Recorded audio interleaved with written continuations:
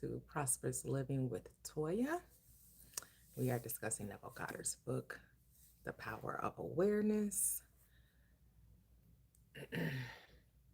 This is a ancient teaching put in this book, reminding us of who we are. And today is the book discussion. We're discussing chapter 23. Hello, welcome. I am streaming on YouTube as well as TikTok. TikTok is Prosperous Living with _T, and YouTube, Prosperous Living with Toya. I'm also on Facebook. I have a Facebook group, Prosperous Living with Toya, as well. Go over there and join our community where we share quotes and books and inspirational quotes.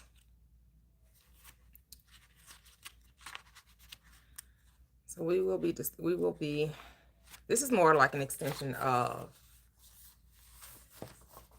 Manifesting Wednesdays, because this book is talking about realized desires. Neville Goddard calls it case histories. I like the terminology success stories. Some people will say testimonies.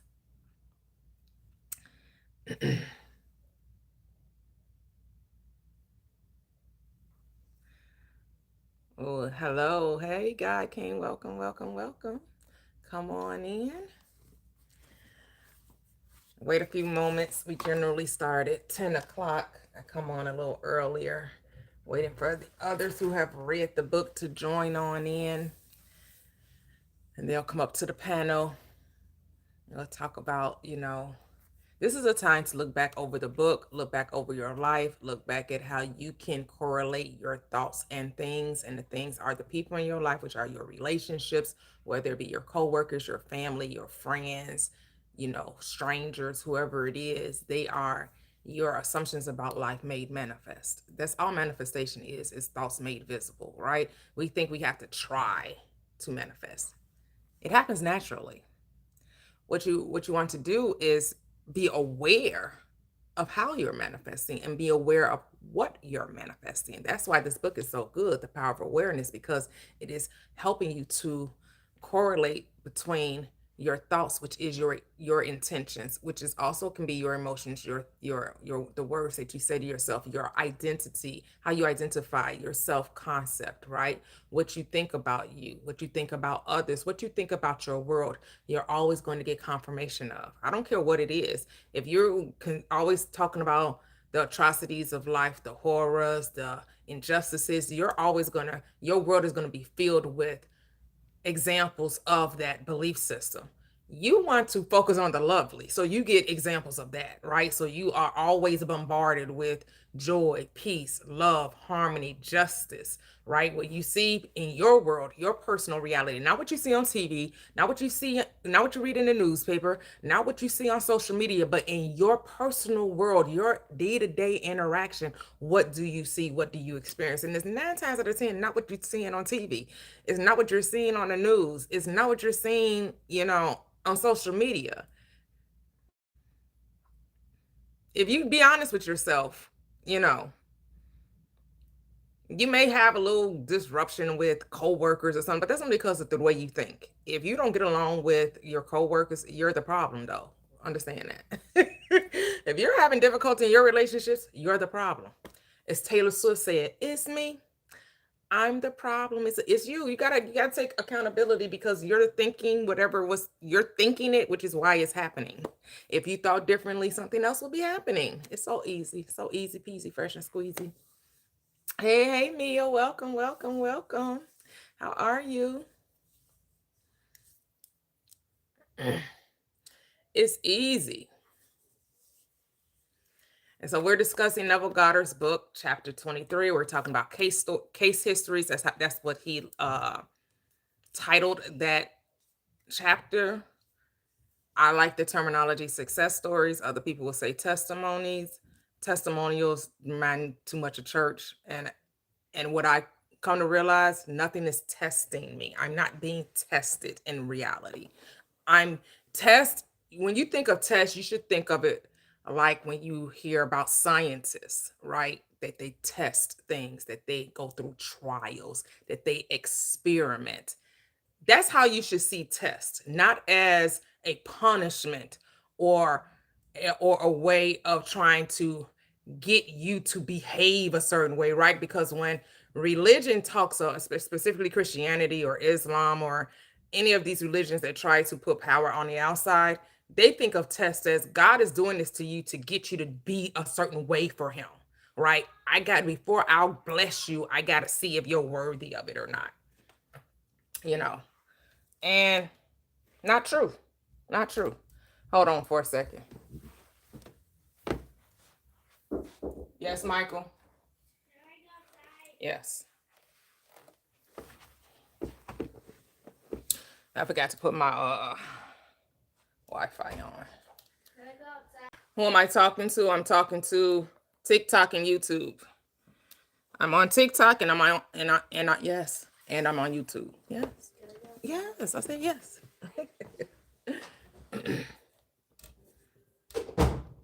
I'm streaming on YouTube and on TikTok. So a lot of times I look more towards TikTok.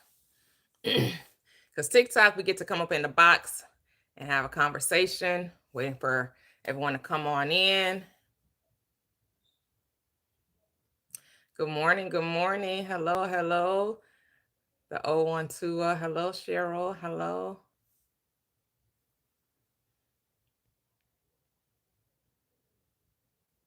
Hello. Welcome. Welcome. YouTube. This is a book discussion today. We're talking about Neville Goddard's book, The Power of Awareness. And we will be talking about how using the law of mind, the law of assumption, the law of belief, the power of your subconscious mind, the power of your awareness to manifest your desires. And so in his book, The Power of Awareness, he has a chapter titled Case Stories. And so we will be discussing that, but mostly we will be talking about how this truth, how our awareness of this truth has transformed our lives. That our lives are much more enjoyable. That we found the joy, the peace, the love that we thought was out there, and we recognize this within us. Hey, Lataxi, welcome, welcome. Good morning, Teddy girl. Welcome, welcome, welcome. Welcome, welcome.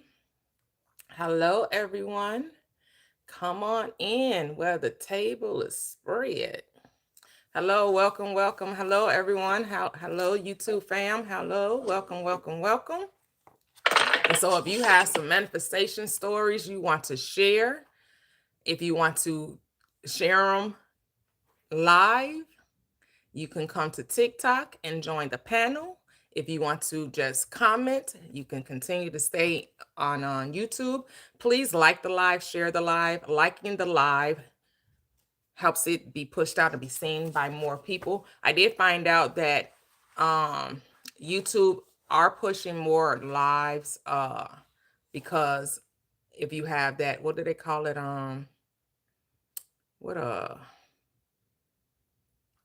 Create or something? No, the way you, like when you take a picture, the way it's configured. What is it called? I have no clue. I'm totally new to YouTube. Not panorama. What is it? You have the different, when you're taking a picture, you know, you have the different shapes and forms of how the because it has nothing to do with you. It has to do with YouTube, but that's not what it is. It's because of the way because I don't have it this way. I have it vertical. They're pushing those out, but it's called something, right? Not horizontal, but because it's vertical, they're pushing those out because they realize most people watch YouTube on their phone. So instead of having it that horizontal way, right, which is more video, which is if you're watching it on TV, right, or tablet. But but most people watch YouTube based like TikTok.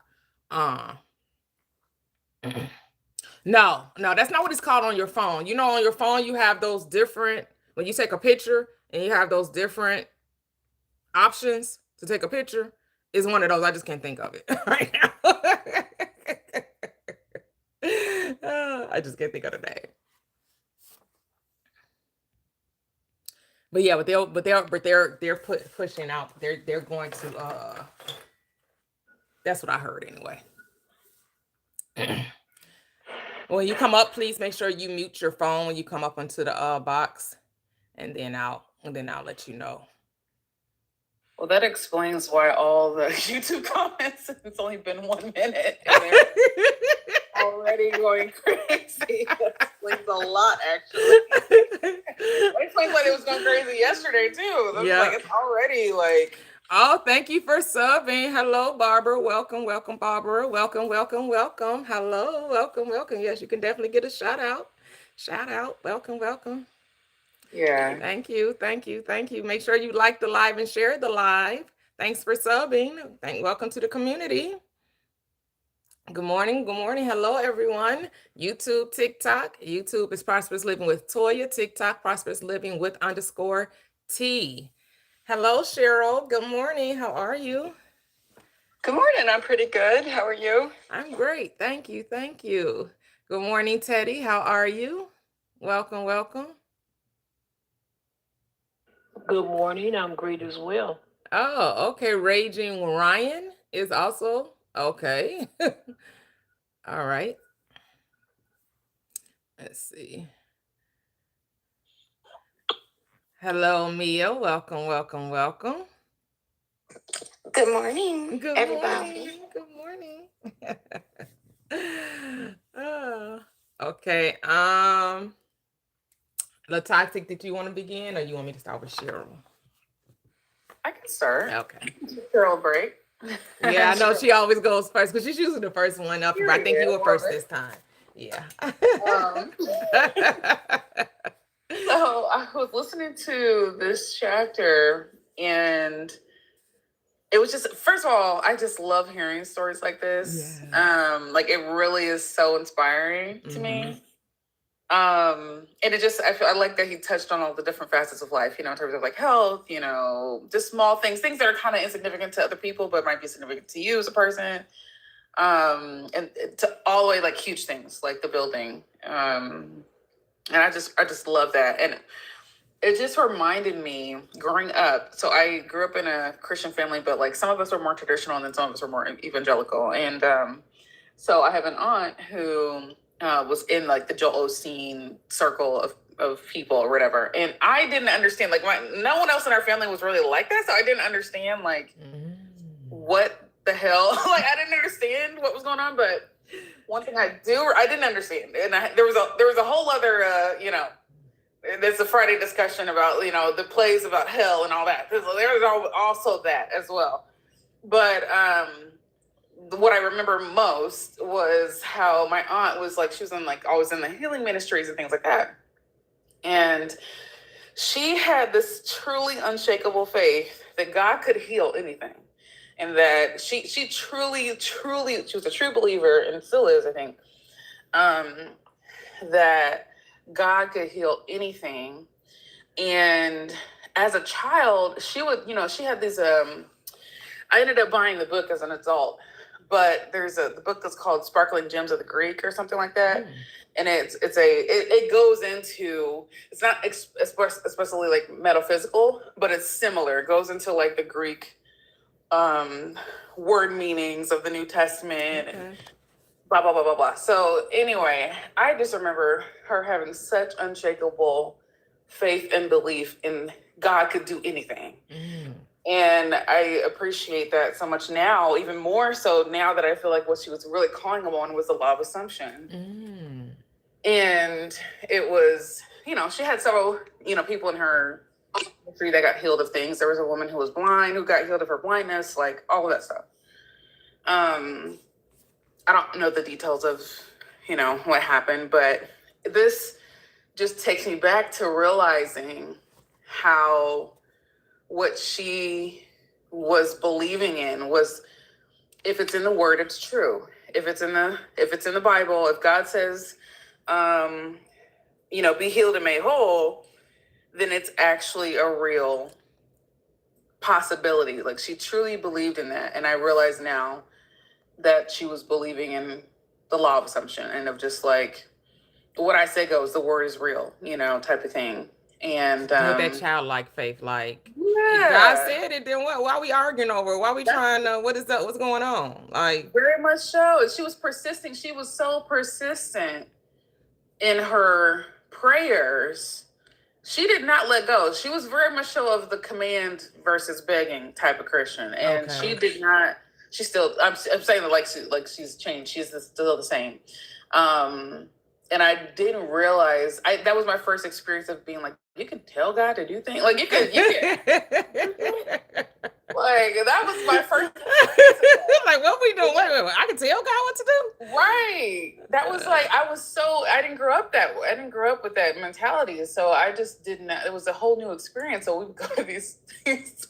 Anyway, long story short, it's just really deeply reminded me how I'm so grateful that she was that way as I was growing up, because first of all, they did have a lot of miracles happen to them. My cousin got her student loans discharged. My cousin went to like a really expensive school. She went to law school. Like all of this stuff was paid for. Other cousin, he went to a good school. I don't know if his stuff was paid for, but whatever. Long story short, they had a whole bunch of good successes in that way that were not like planned. You know, it wasn't like they were aiming. We just asked God. Like, I don't know why you worried. We're just gonna ask God, and the Bible says this and this and this. So therefore, like that whole prosperity ministry thing, it gets a bad rep for good reason sometimes, because obviously like a lot of the people who are involved in it are not prosperous, but the mentality of it,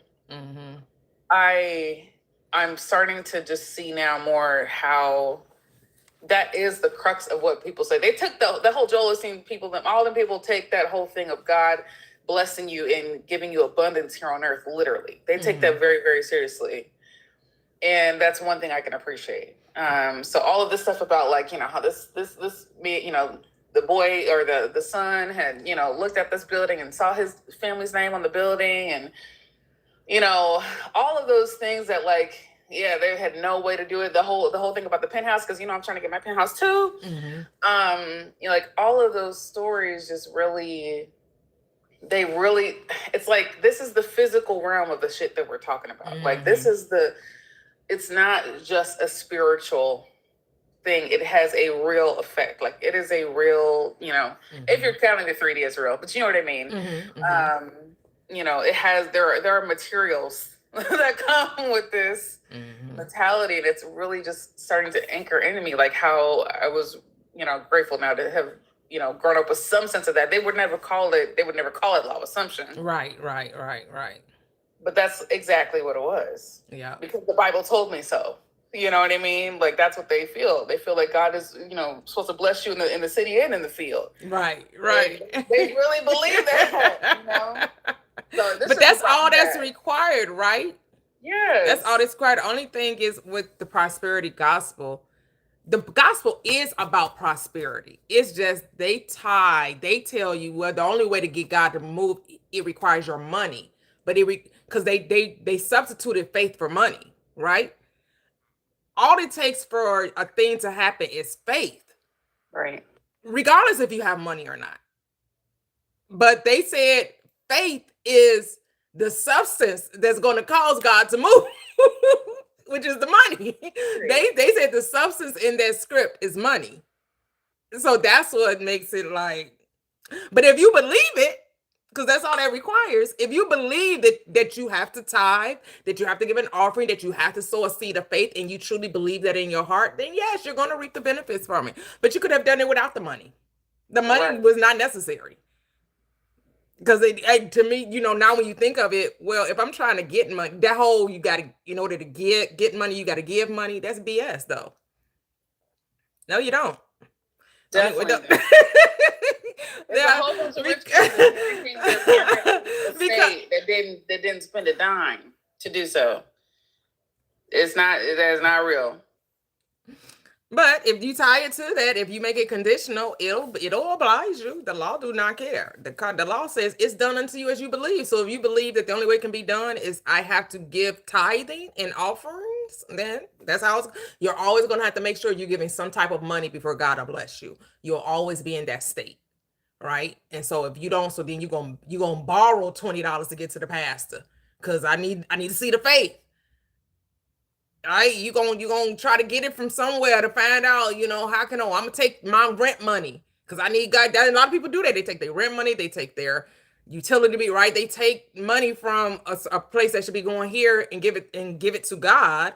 And then when the blessing don't happen, it's like, well, you just didn't have enough faith. So you tell me they didn't have enough money because you tied faith to money. So are you saying the reason they didn't get it because they ain't sold enough money?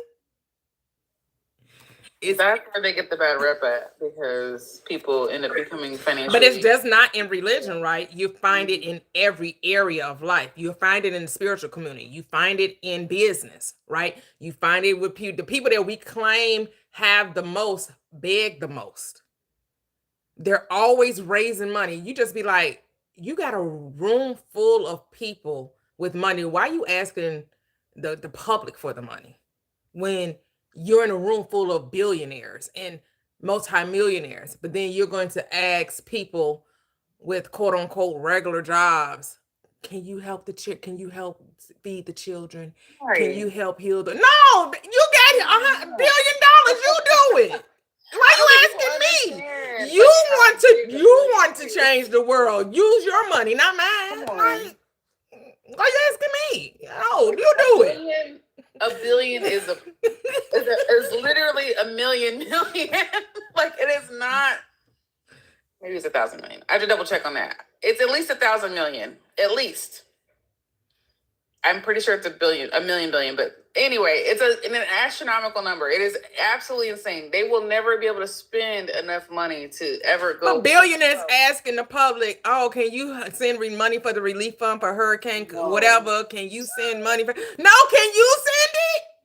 Literally. You got it. Whenever I get text messages from politicians or anybody asking me for money, I text them back. Yeah, I do it. Send me $200 and I'll do it.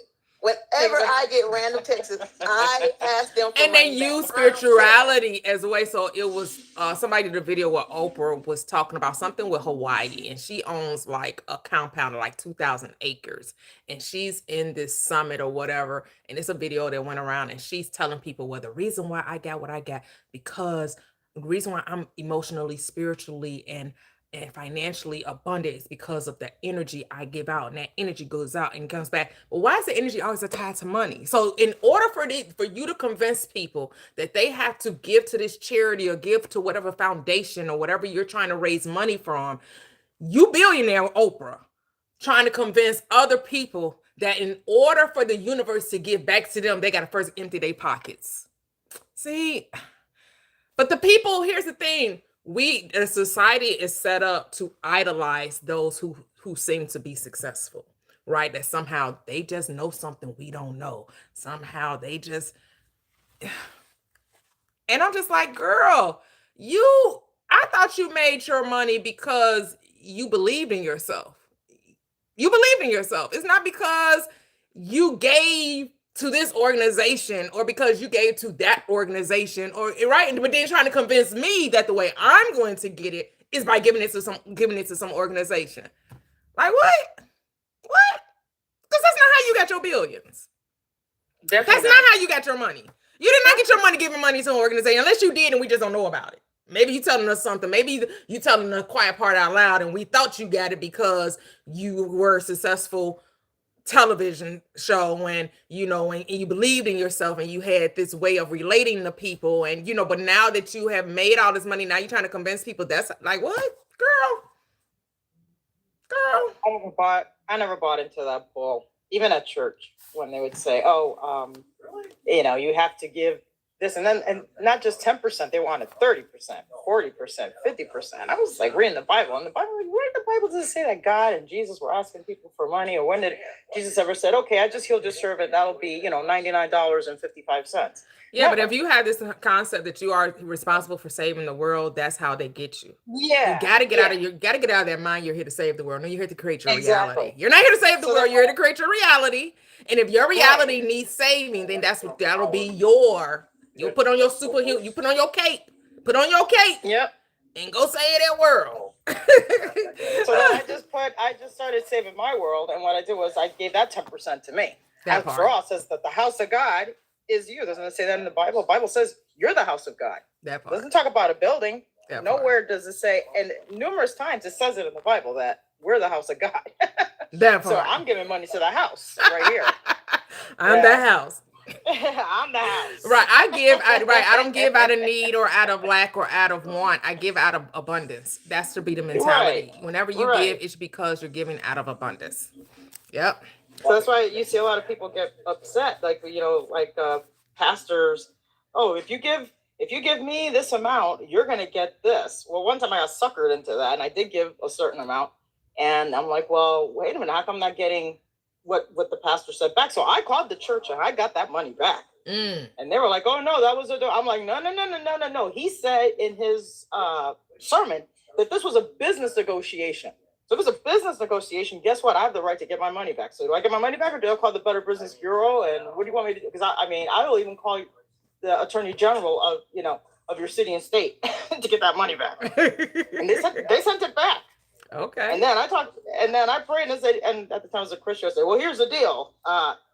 You're having your godly people talk this stuff. Bring me the money. And I ended up from a former job that I was working at, I ended up getting a check for like $500. So for $50, I got $500. Okay. So that's what's up. And then that's when I said, okay, well, from now on, I just was like, forget it. Mm-hmm. When I saw that it said, I read in the script, we're the house of God, I was like, now on, I give to me. Screw it. That's it. When I was like 15, I remember I was at church and I was hanging out in the back of the church, and I saw the church accountant in her office doing stuff. And I heard her say that church members can file for their tithes and offering back on their taxes and get it back. I said, oh, that's all I need to hear. I know that's right. Y'all are scamming us. You're giving to the Lord and getting it back in your tax income tax. Okay. All right. Okay. I see what's going on here. How you gonna give to the Lord and then get a tax refund? Right. I'm going to stop saying. I'm start thinking that it's scamming. It's not scamming. It's just a reality that they're creating, and they're creating this reality that in order to get something, they have to give money. Yes, that's your concept. That's your concept. If that's your concept, hey, if it works for you, who am I to? Hey, do you, boo? Do you? Ain't none of my business. This is not how I'm going to work. I realize that's not necessary. That's not necessary for me. So I have changed my mindset around that. But we're going to go to Cheryl. The case histories, Neville Goddard. I mean, you could share whatever. Go ahead. Yeah, this, I enjoyed reading this part. I always like success stories, whether, it's in the book or Manifesting Wednesdays or, people share their stories because one, it just really makes it more and more the truth that this works and, kind of helps get it into my subconscious that this is how reality really works, So I enjoyed this part of the book, and I really did. I also like the penthouse story, and I don't know, Neville shares a story about how he and his wife were looking for an apartment in New York, so I'm wondering if this is his story. But it's one of my favorite stories that I always remember because when he and his wife were looking for an apartment, they had an amount that they wanted to spend. And the apartment that they loved was more than what they wanted to spend. But then, they went ahead and took it. And his wife was kind of cheeky with him, like, your law didn't work this time, did it? And, Neville didn't say anything, and he just kept assuming he was paying the rent that he wanted to pay. And then the story is like a few months later, the management comes to him and they tell him that they've been overcharging him, and for, to kind of reimburse him, they offer to paint and wallpaper the apartment for free. I think I remember that story too. Mm-hmm. Yeah. Mm-hmm. So the reason I really connect with that is because, and what shows up in the 3D world, it's training the mind to not be reactive to that.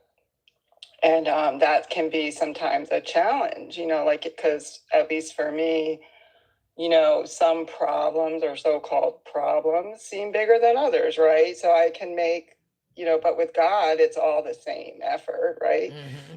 So that story is just a really good reminder to me, like, don't allow, like, stay true to your assumption, and I had a situation this week. My daughter's here visiting from New York, and she's going to a wedding in Italy in April, and Nice. she lost her passport. So she's still considered a Connecticut resident. So, she brought all her paperwork, and we were going to get everything done this week.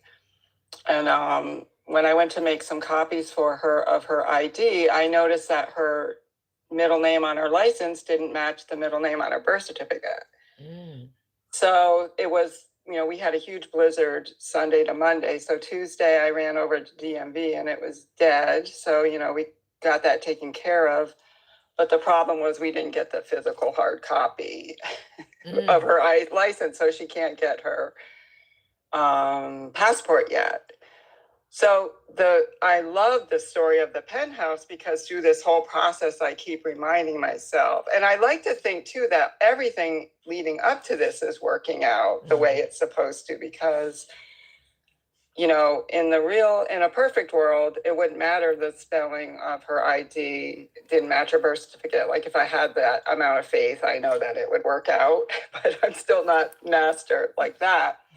But I can believe that all these obstacles and the way, or they're not all, just a few obstacles, and the way they're working out where she's here physically in Connecticut, there was no people at the DMV, we got in and got out. Like this is all working out for the highest good. And so, I've seen some of the teachers, talk about like fear is just faith. I think Joseph Murphy says this: fear is faith in, the opposite. It's the faith in what you don't want. Mm-hmm. So, the penthouse story in particular, and also one of my favorite novel stories is, the Broadway ticket story, Oh, yeah. Because really, the guy got up and went to get Broadway tickets that were sold out, without even an ounce of concern about it. Right. So I'm trying, I'm working on right now, like just, kind of staying in, like, no matter what happens, like if I stay focused on the outcome that I want, it will happen. Mm-hmm. And so I feel like these stories, are really just great reminders to how I have to keep my mentality, and not even just my thoughts, but we talked last week about, what was righteousness. It's about embodying. It's not just about thinking about it. It's about feeling that it's true. And so the timing of the penthouse story was really good for me. And just a reminder that mastery over what appears in the 3D world is what's most important. At this time, because I feel like I've gotten like the basics, but again, things are like old thoughts that I've had, old fears, if they, or sometimes like Neville said, if you want a new job, you might get fired from so like not allowing, like not reading like tea leaves, like what's happening in this world, like just allowing things to unfold. So, I just love the stories because it's helping me at this time, because, I could get really anxious about what's going to happen with my daughter's passport, but I've been able to I have been able to see like everything's really happening in a way I think it's supposed to, and trusting that. Yeah. So that's where I'm at. Love it. Yes. Yep. Drawing on these stories and recognizing that once you identify as that person, things you're doing flows from that. Your behavior comes from your beliefs. I know people take action and they try to make the action the belief. The belief causes the action. The action has no power. The action, which is the effect, is the result of the cause. And the cause is what? Who do you say that I am? That's your identity. That's your embodiment. That's your state. That's your occupancy. That's your dwelling place. Hello, Teddy. Welcome, welcome. You can unmute. Hi. Don't forget to double tap the screen. Yeah, I had to unmute it. Good morning. Yes, again, I want to start out. Let me preface this by saying the power of awareness is powerful. But for some reason, I just realized that I must have had a moment of ignorance was bliss. And I'm going to tell you why. Not one time, even though I will admit the word testimony, when I got that word, and I got it from when I was in the church. But not one time did I ever associate it with, I mean, mentally, subconsciously, I did never associate it with a struggle or I was put under a test, even though the word itself, the emoji is from a test, but never did my mind think that. What I guess I was saying and didn't realize it, I was giving an account of a manifestation. And so that's why, honestly, I never felt a struggle or whatever. That's why I just want to share that with you. But moving forward, because I heard you, because I've used that word several times. Because in fact, I did learn it when I was in the church, but I just thought it was saying, let me tell you, how good my God was to me, not associated with nothing else. Okay. The other thing is, oh my God, when it comes to his stories, it has gotten to a point where things happen where they become so natural. Well, with myself, I know, and I'll just stop and smile because I don't know. It's like you just stop now and you just smile. It used to be a time where it was really a ooh, type moment because it seems so, like you say, miracle. But now you just kind of stop and smile. And I got two things I want to share. One of them I remember back, and it comes back now. But when I was in the Christianity realm, I used to listen to a pastor called Miles Monroe. And I remember him giving a story one time, like an example of how faith works. And it really ties right on into Neville's. It really does. He said, how you drive past I'm giving an example, like you drive past a big empty lot where they raised everything and it's gone. And it's a big old sign, a great big billboard of a picture. And the picture is the picture of this new subdivision. And you see everything. You see the houses, you see the shop, you see everything. And he said, that right there is finished. When you look at that, he said, it is finished. He said, that's it right there. He said, the individuals saw that in their minds. They had, first of all, they wanted it. He said, they wanted this subdivision. That's where it started. He said, and they saw it. And they sat down and they drew it out as they saw it and they got it up there. He said, and then you just keep going by, riding by, and one day you ride by and there it is in person. There is that same picture that was on the billboard. And I remember that. I just remember that, bringing it back up to today, how that whole thing works. But I'm going to share one quick thing, and I'm trying to make it a short thing because it's such part of a great big manifestation story. But I was trying to, I was in the midst of needing money, and I needed it immediately because I couldn't take the car off the lot. The car in itself was a manifestation, but like I said, we're going to say that story maybe because it can get lengthy. But I needed the money for the insurance at the time. I couldn't even know, this is years ago. I couldn't take it off the lot, of course, without car insurance. Well, the mere fact that I was even able to be okayed for the automobile was great. And I was all excited because up until this point, I was in a state of total bliss and excitement about everything that had manifested within a matter of 2 weeks because I was stayed focused on what I needed, this car.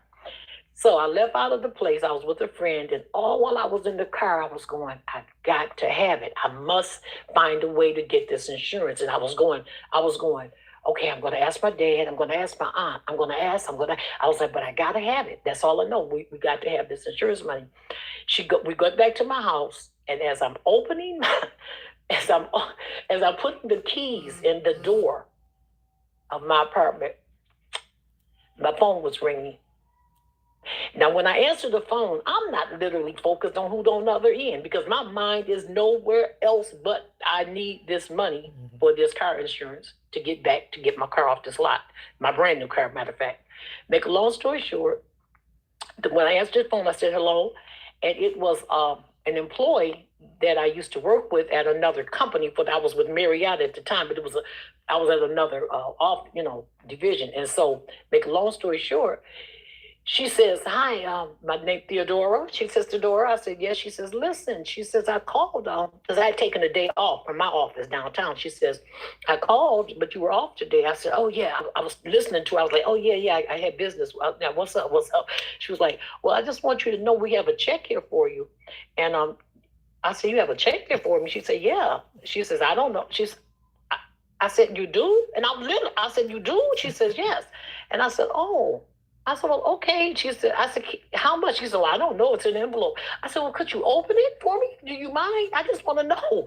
And she opened it. And it was like about twice as much of what I needed. Literally, I'm getting chills. It was about twice as much of what I needed for the insurance. Now, what I love about this story is I had a witness. I didn't need one, but I had a witness who had been with me through this whole day.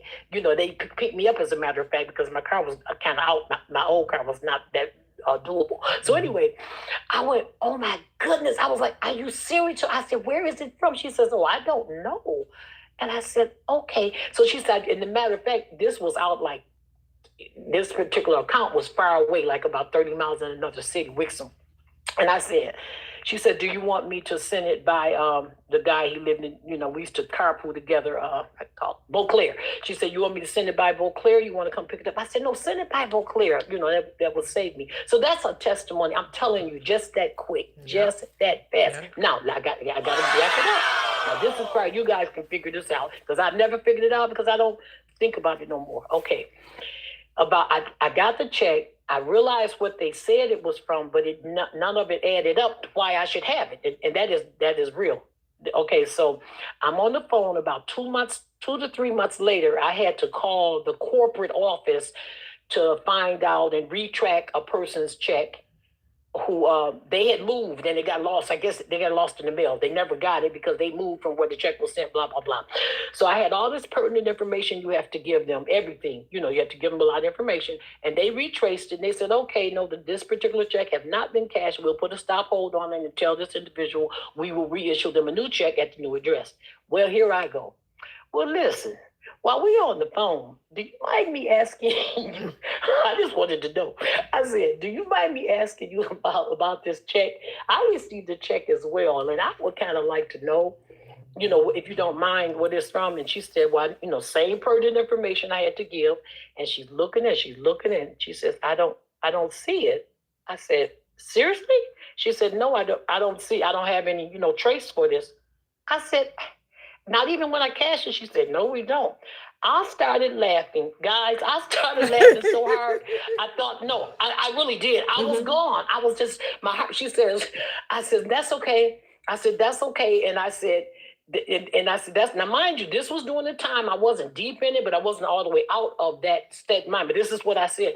I said, oh, that's okay. It was just the will of God. It was the will of God. Don't worry about it like that. And she said, and I'll never forget this, her last words when we hung up to say, have a good day. She said, I need some of that, Will. And that was it. And I know that's right. Yep. So yeah, it's real. Oh, that's all I can say. Can't get no realer. Yes, we love stories like that. It does something to the soul, it's true. Do something to the spirit, because this law is no respect of persons. When you decide that it's yours, heaven and earth will have to move to make sure that it is. I mean, immediately. Yep.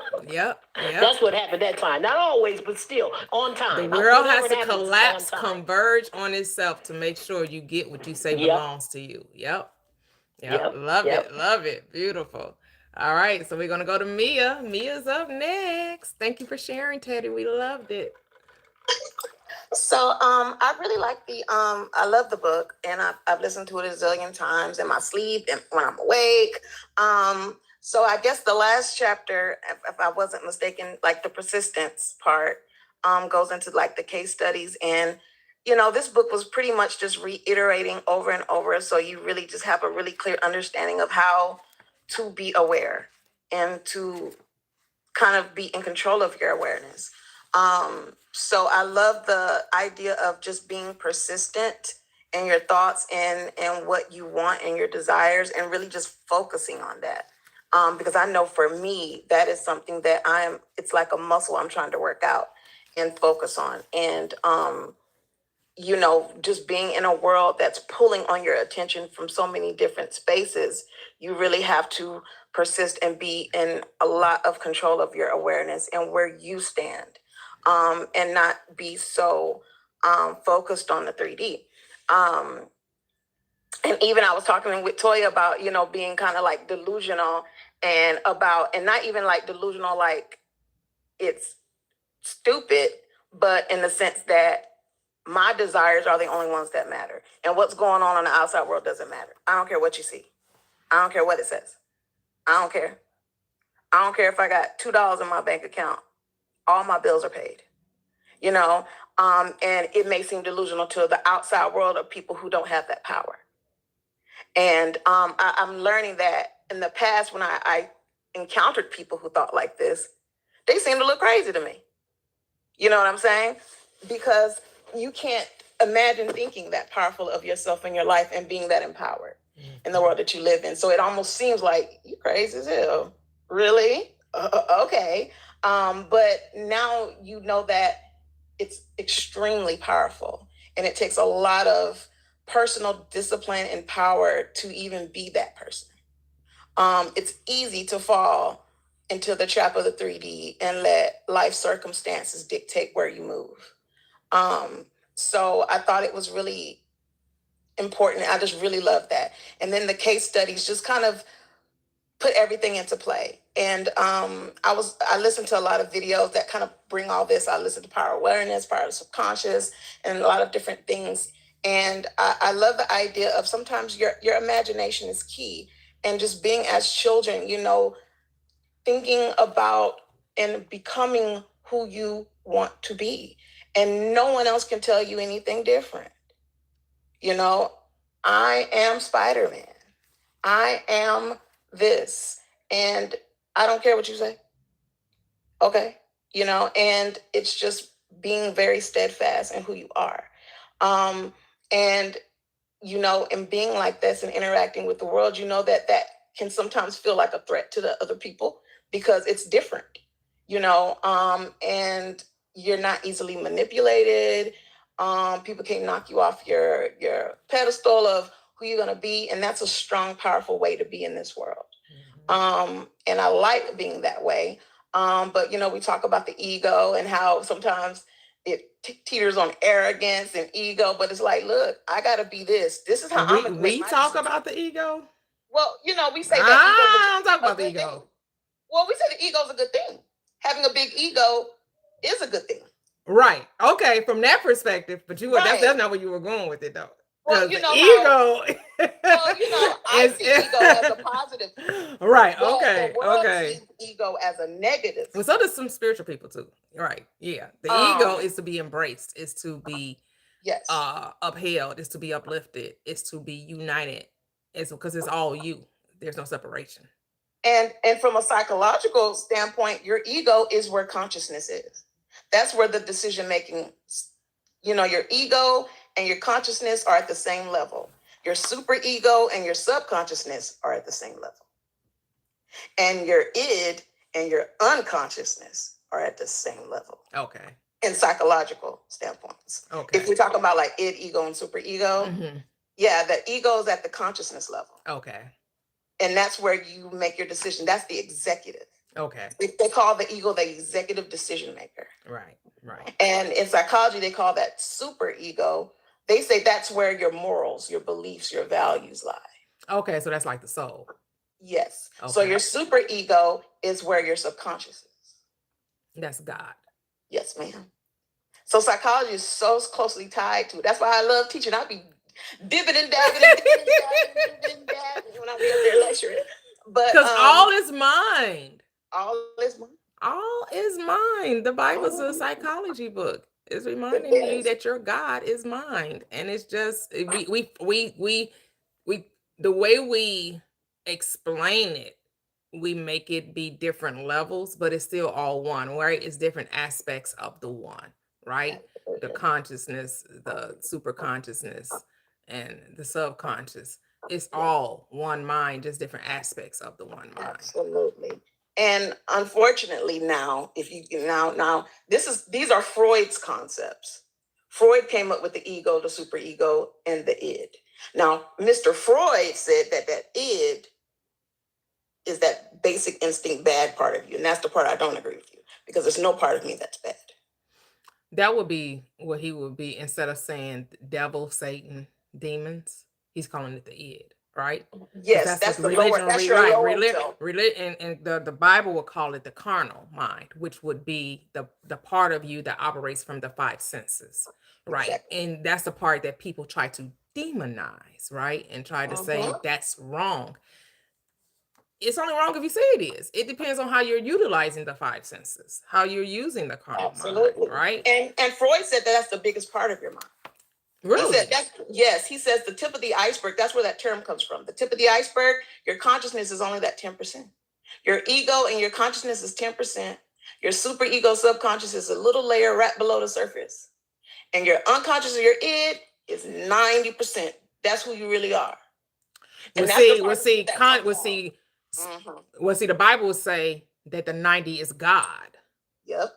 And the 10 is that the part of you, the logical, which he's calling the ego, or the part of you that is the executor, right. the you know, the operant power. Because the operant power is that ego part, is the logical part. It is what's selecting, right? Sure. What you're going to experience, right? It's making the choices. However, the super conscious or God state is what causes it to come forth. Yes. Right? Because the ways of God is not known to the logical mind, man. Right? So that's why we're not to lean onto our own understanding. This is where that script should be applied. Yep. When it comes to manifesting your desires, like what Teddy was telling us about how she just knew she had to have this money for the insurance. Her rational mind would not have been like, oh yeah, you know, it's going to be a check at the job that you worked many eons ago, and that job is going to bring you a check, and that's going to be how you're going to pay for the insurance. There's no way that she would have had come up with that in her mind. That's the ways of God that is past finding out. Because what? The check was already there, right? The check was already there. Yep. She just had to make claim to it. She just had to match the energy of it coming to her. You know, people talk about matching energy. You better match the energy of what's going to come to you, and just kind of letting things flow. And I really love that. So what does that mean when you say match the energy? How does someone match the energy? And how I think about something like that is kind of being in alignment with my desires and not trying to make things happen. Break it down even further. What does being in alignment mean? In a state of being. What does that mean? Talk to me like I'm a 5-year-old. What is a state of being? If I want to live in a loving world, if I want to be more disciplined, if I want something, I need to be that. So I need to exude that person, right? So whatever thing I want, I need to live like I have everything I need. So let's say I'm short on money and I believe that I'm abundant and everything's going to work out, right? I need to move on life focused on it's working out. I don't need to worry about anything. I need to live like my bills are paid. I don't need to live in lack. I don't need to talk about how broke I am. I need to live life like it's already done. So most like being in the moment and just being versus focusing on what I don't have.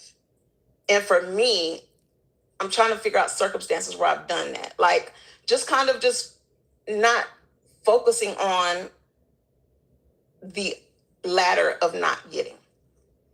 Because for me, I had a habit of the what if, focusing on the other side of everything. There's always the other side of everything.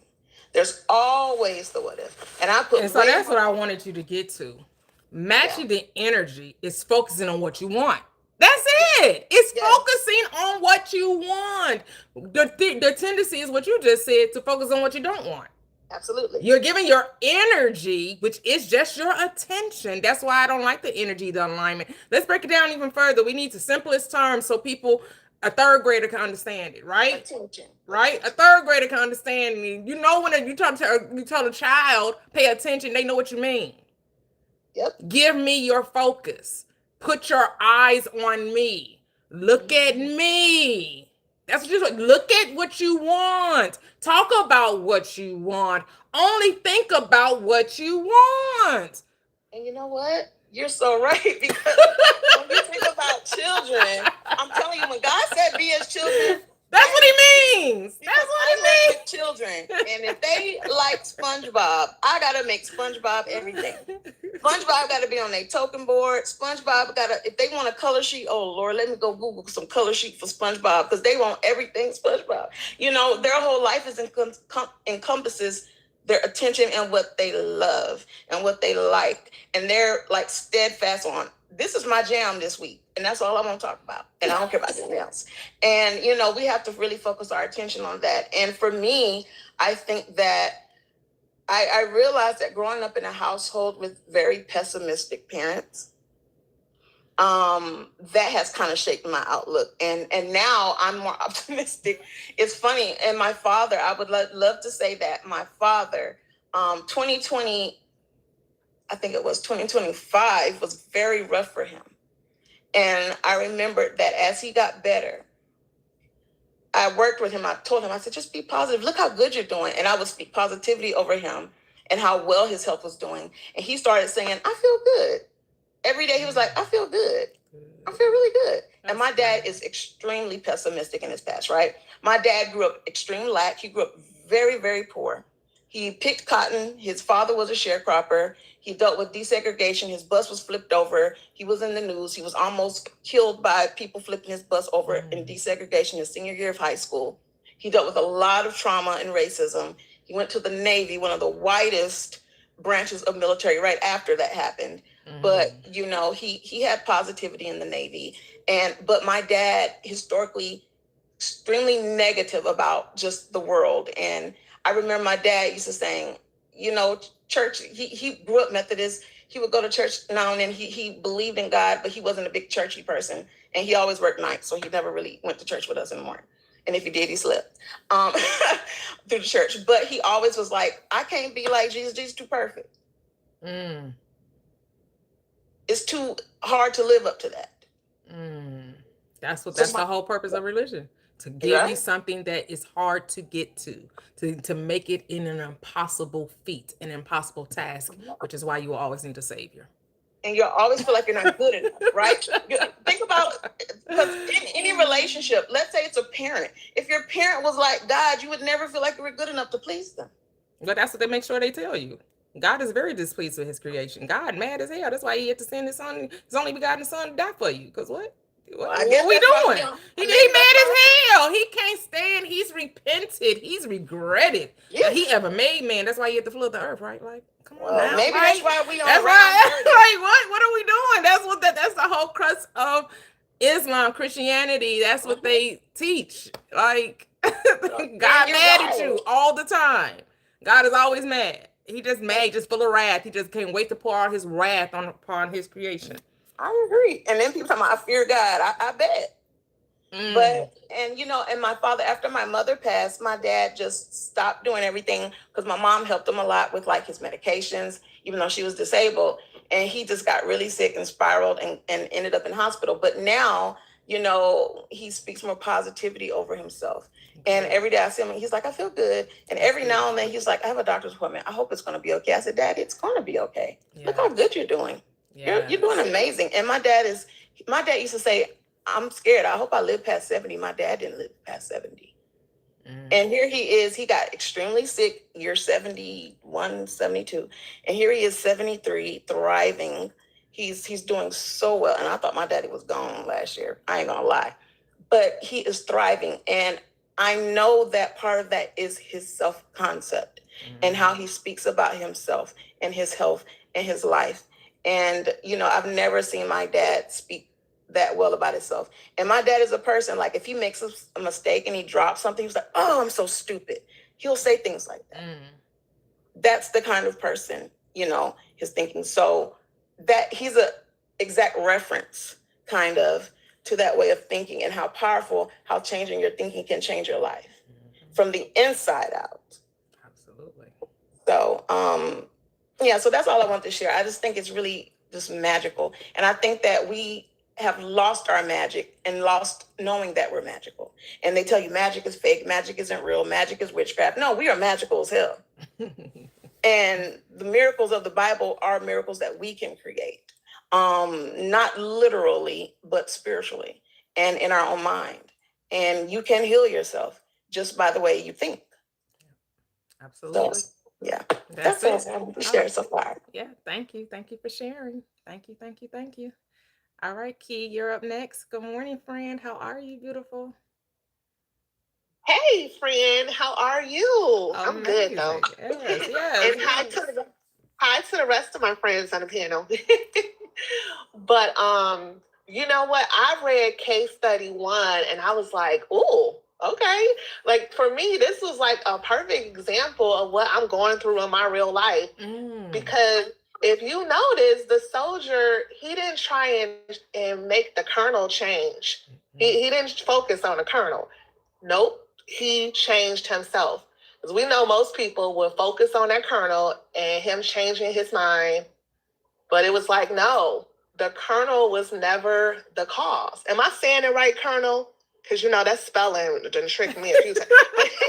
but I'm like, what? But anyway, the colonel was never the cause. And it's just a perfect example and a reminder that instead of trying to influence the external, instead, change the only thing we have dominion over, and that's self-concept. Yep. So it's like he stopped being a man trapped in the army. He stopped being a victim, and he stopped being someone that was waiting for permission. He was the person that was already home, and that was the shift.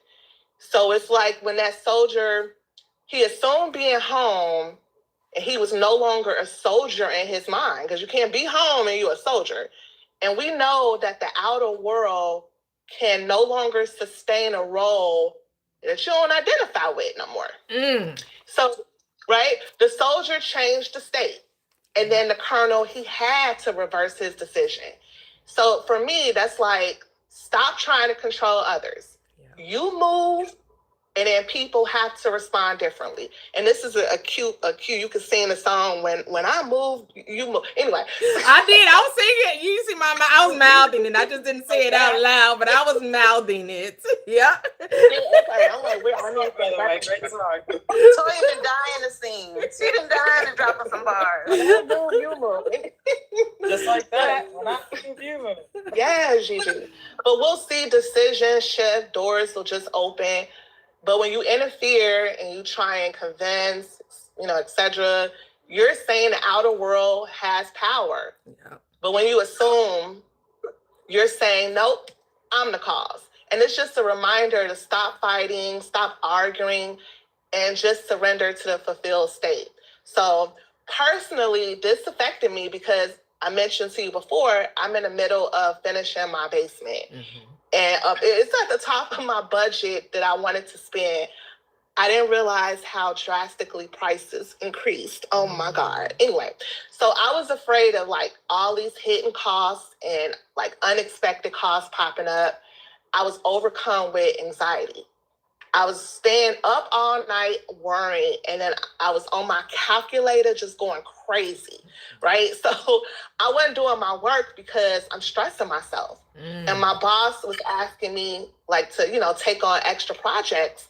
And I was getting mad. I was like, no, I don't want to do my normal work. Right? Like what? I'm trying to figure out this. I'm trying to figure this with basement remodel out. But it got to be so much that I just shut down. But then I handed it over to my higher consciousness, right? And so I did what Neville tell us to do. I envisioned myself in my finished basement. And I was entertaining and I was relaxing. Well, the unexpected costs, they popped up. They started popping up like firecrackers, right? So first I need a survey. And they were like, okay, you'll have to, that's $800. So I calmly just said within myself, I don't need a survey. It's not an addition. It's an existing space. Why would I need a survey, right? So I just went back to imagining my finished basement. Then a few days later, they reversed and said, oh, you don't need a survey, right? So then the next week, you need an architect because you got to have the architect do rendering. And that was like, you need to send us $2,000. So I just said to myself, nope, I don't need no architect. And then I didn't hear anything for like a week. But I just didn't worry. I forgot about it. My friends were like, well, what's going on with the basement? I'm like, oh, yeah, I am remodeling the basement. Like, oh, okay. Because I just was like, whatever. But I did keep envisioning, you know. But anyway, I did get the nudge to follow up. And I asked about the status. And then they just confirmed, no, you don't need an architect. And the permit was approved. So we'll start within a week. Nice. So the old identity would have went up to the building department. I would have seen all types of phone calls. I would have argued the GC down, right? I probably would have cussed them out trying to stick me with all these unneeded charges. But no, I didn't interfere because I realized that the GC was never the cause. It was my fears. It was my worry that brought this all to life. But once I changed my state, the outer world had to mirror the new state. So, yeah. That's it.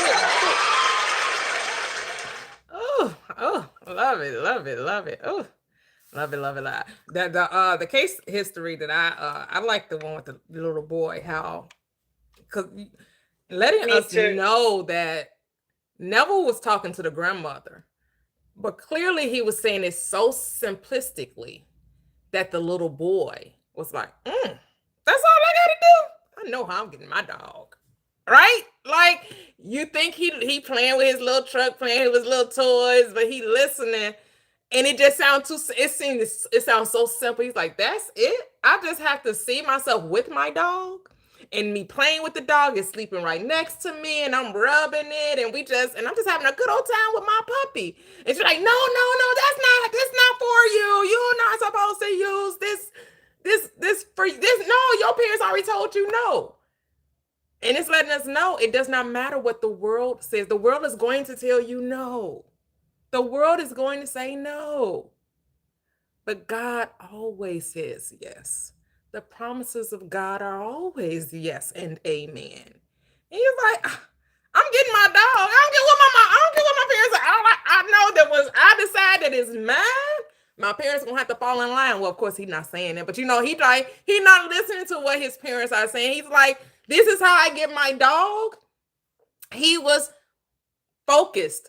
His attention was on that's where his energy went towards him having, but that's how you know Neville said it really simple, where this little boy could say it, where he could resonate with it. It's like, I know how to imagine. I know how to pretend. I know how to make it feel like that I have my dog. That's all I have to do. I got it.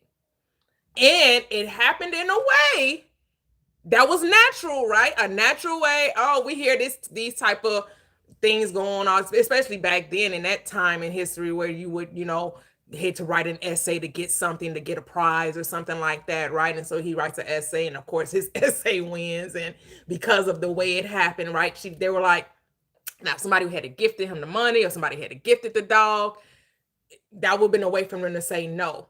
But this happened in a way that they could not say no, because the world knew, the whole city knew, the whole town knew.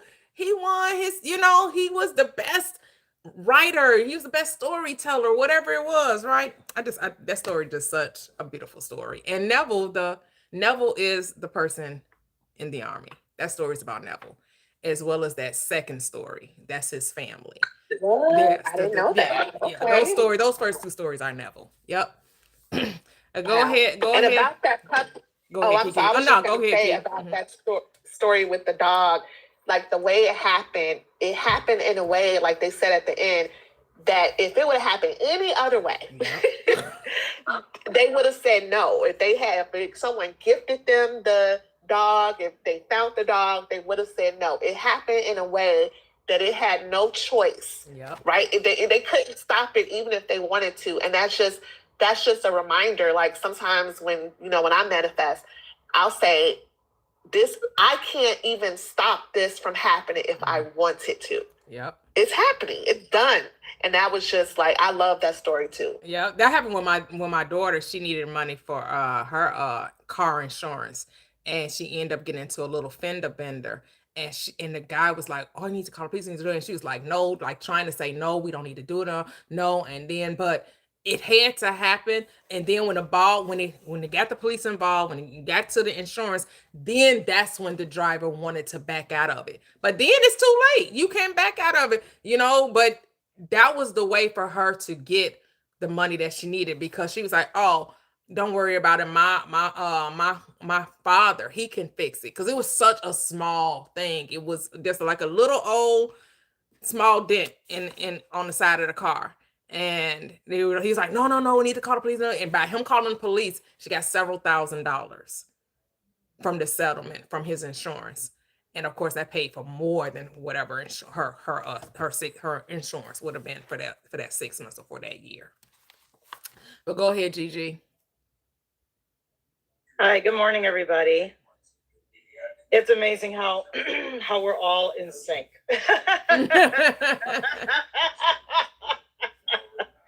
Because I totally resonated with the story about the little boy. I loved that story. I loved all the stories on here. The one about the soldier. And basically all these stories have something in common. They both were about persistence in the wish fulfilled. Practically just being in the wish fulfilled by simply just being like the soldier. He every day. He wasn't in the army. He was in his apartment in New York City. He was in his kitchen, in his living room, whatever, and he was in his apartment the whole time. But the little boy story, oh man, it got me because, again, he was talking to the grandmother, and this little boy's playing with his little truck. It goes to show that kids are listening, even if it doesn't appear that they're not listening. They are. He's playing with his little truck, and he's hearing everything that Neville is saying, and like you just said, like he said, "Oh my, that's it. That's all I got to do. I can do that." And it goes to show that regardless of what's going on, I mean, the grandmother said no, the dad said no, the mom's like, "No, you're never gonna have a puppy." Everybody around was like, "No, no, no, no, no, no, no, no." And it's like he had his little hands in his ears going, "La la la la la. Look, I have a puppy. Look, I have a puppy. I have a dog. I have a dog." And he went to bed every day, pretending that he was petting it, and the specific dog he wanted, which was a collie. That's the dog he wanted. So he even manifested his specific dog that he wanted. And it had to happen in a way that it happened because the parents and everybody had no choice but to say, okay, because in front of all these people, after he won the prize, and it's going to be in the news and all this kind of stuff, that the person's going to say, okay, well, gee, we're not going to keep the dog. They're not going to make themselves look bad in front of their hometown, and especially, oh my, really, you're going to take a dog away from a little boy? Seriously, And it's funny how God, superpower, universe, how it works everything out to benefit you, how it works out on your behalf. Just like, when Teddy was telling the story on how she got the insurance money. And I mean, I've had experiences like that, where my car was towed. This was like back in the early 2000s. And I had no idea where I was going to get the money to get the car out. And the moment I just said, I have the money, I'm getting the car out. I have the money, I'm getting the car out. And not worry about it. I just put myself in already having the money and already the car being out, regardless of everything showing me that the car is towed. It's not in my possession. At the time, I didn't have the money. Didn't matter. And my godmother's neighbor, somebody that I did not know, gives me the money. Just says, here's the money so you can get your car out and pay me back anytime you want. So what I've learned from this, and especially from this little boy, out of all the stories, this one really I resonated more with it, because everybody was pretty much coming at this little kid that you can't have a dog. You're never going to get a dog. It's impossible for you to have a dog. We don't want a dog, period. Even the grandmother's like, you don't want a dog. You know, that's it. We're not having a dog. No, stop asking for that. You can't have that. What do you mean, I'm listening in audio. I'm talking to I paused it to talk to the grandmother. Who are you to tell this little boy that he can't have a dog? I mean, this is years ago. They're probably gone by now. I'm talking to the grandmother. Who are you to tell this little boy he can't have a dog? Why? Right. This is a little boy. God is not a respecter of persons. He's not, God is not a respecter of persons, age, nothing. If the little boy's like, that's it. He grasped it. You didn't. Pardon my French. Your old ass in it, and his little butt did, but your old ass didn't grasp it. So, and yet he stayed focused. He kept his eye on the prize. He stayed with it, no matter what was going on. He kept his eye on the prize. Absolutely. And it's taught me, it's showing me, and everybody else's stories as well, and I appreciate everybody else's stories, that forget what's going on in the 3D. Keep your eye on the prize. Be that person. He was being the person with the dog. He had the dog already. Because in reality, all creation is finished. She already had the dog. And, and just, he persisted in it. Same thing with the story about the guy with the building, the family. That's the second one. That he comes from a family of like, they're 10 kids, like 9 boys and 1 girl. Yeah, and that's Neville's family.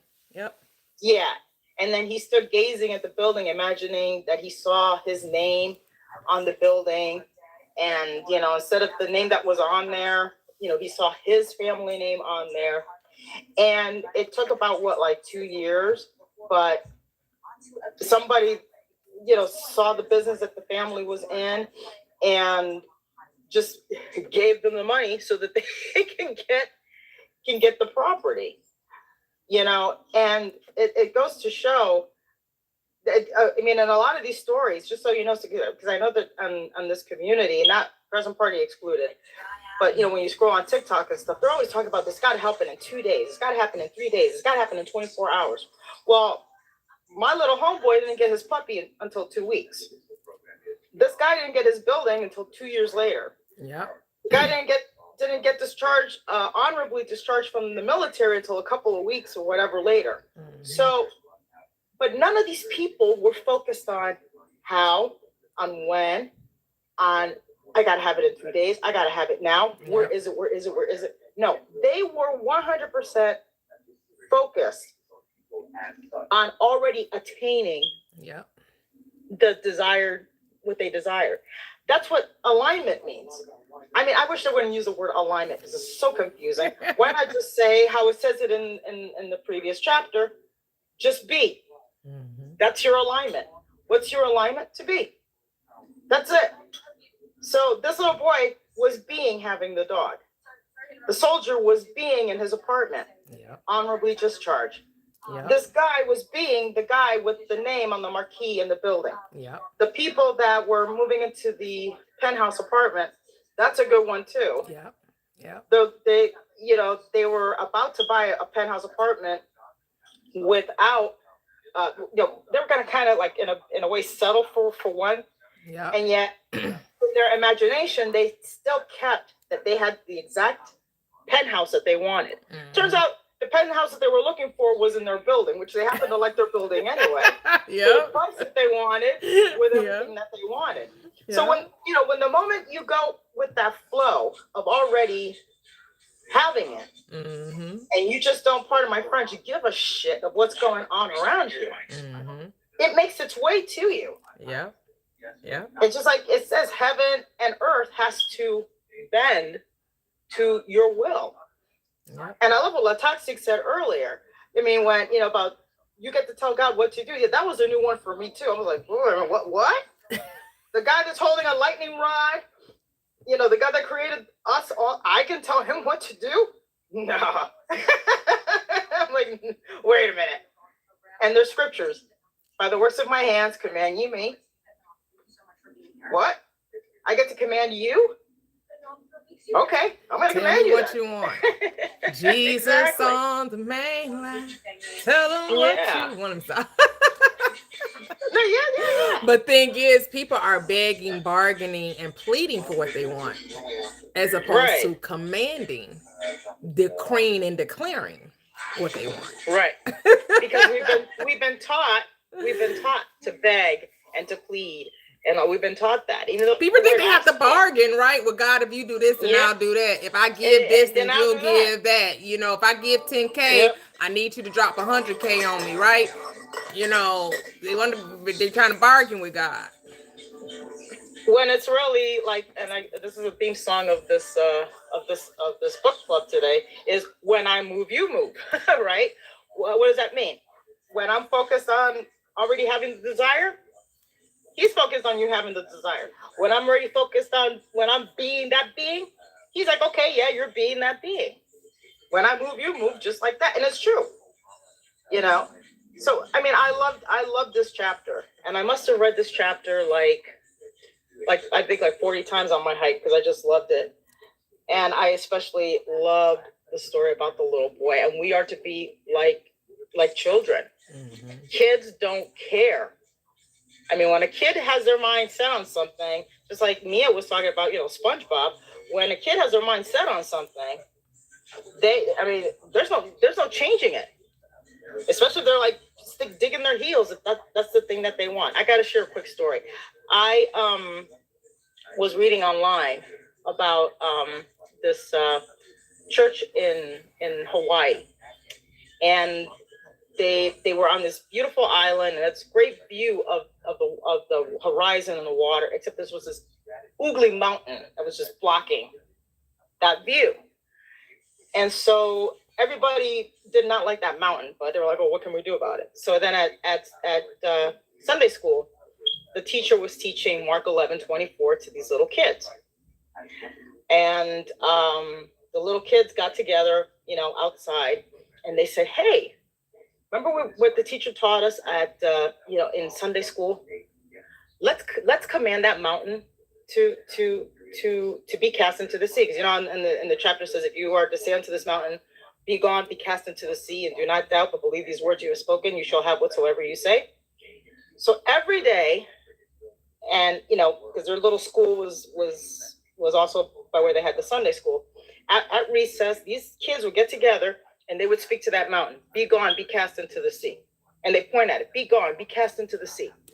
So the teacher comes over and she's like, what are you doing? And the little boy is like saying, well, we're telling that mountain to be gone, to be cast into the sea.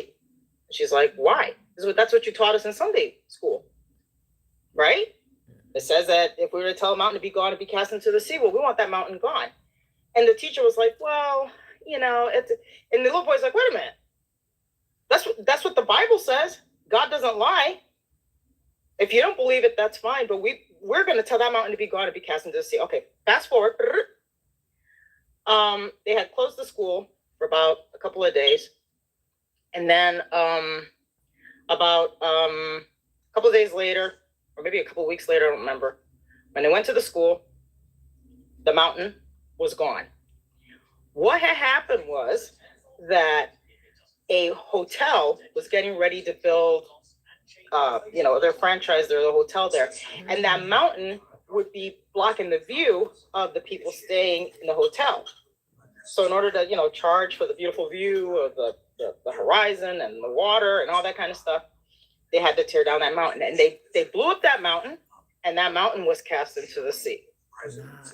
So it goes to show when the faith, I was like, wow, these are kids and that commanded a mountain to be gone, to be cast into the sea. Now, God doesn't say in the Bible, oh, I'm just going to pick up that mountain and disintegrate it into the sea, or I'm just going to use my big, gazillion ton fist and knock it into the sea. No. it can happen in many ways. I mean, sometimes the ocean could swallow the mountain. Who knows? Yes. But the point is, they didn't care how that mountain was going to be gone. They just saw that mountain gone. Yes. So when you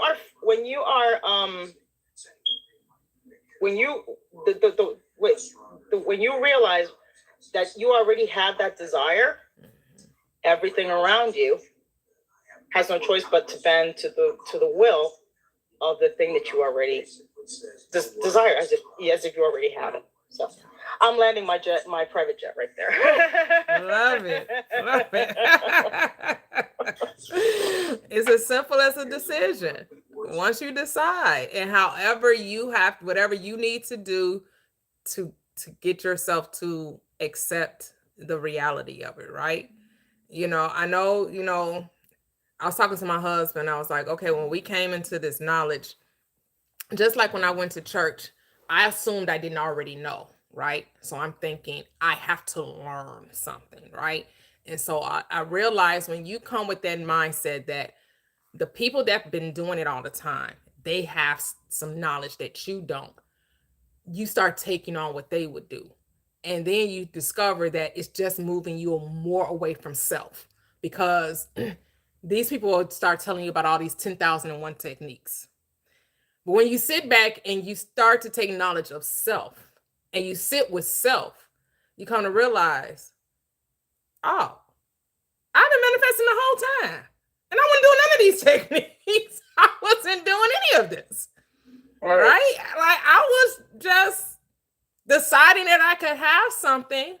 I wasn't worried about the how, and I wasn't concerned of how long it would take. I just decided that it would, and I just knew that it would happen. Like when I wanted to get married, I knew that I would get married. I didn't say, well, I got to be married by within a year. I got to be married in 6 months. I just knew that I would be. There wasn't, when I decided when I was going to Dubai that, prior to that, yes, I was saying I wanted to be more comfortable on the airplane. I wanted to be more comfortable on the airplane. But then once I decided, yeah, this is a 12-hour flight, anybody got time to be uncomfortable on this airplane. Like, it's going to be. And then I just never thought about it anymore.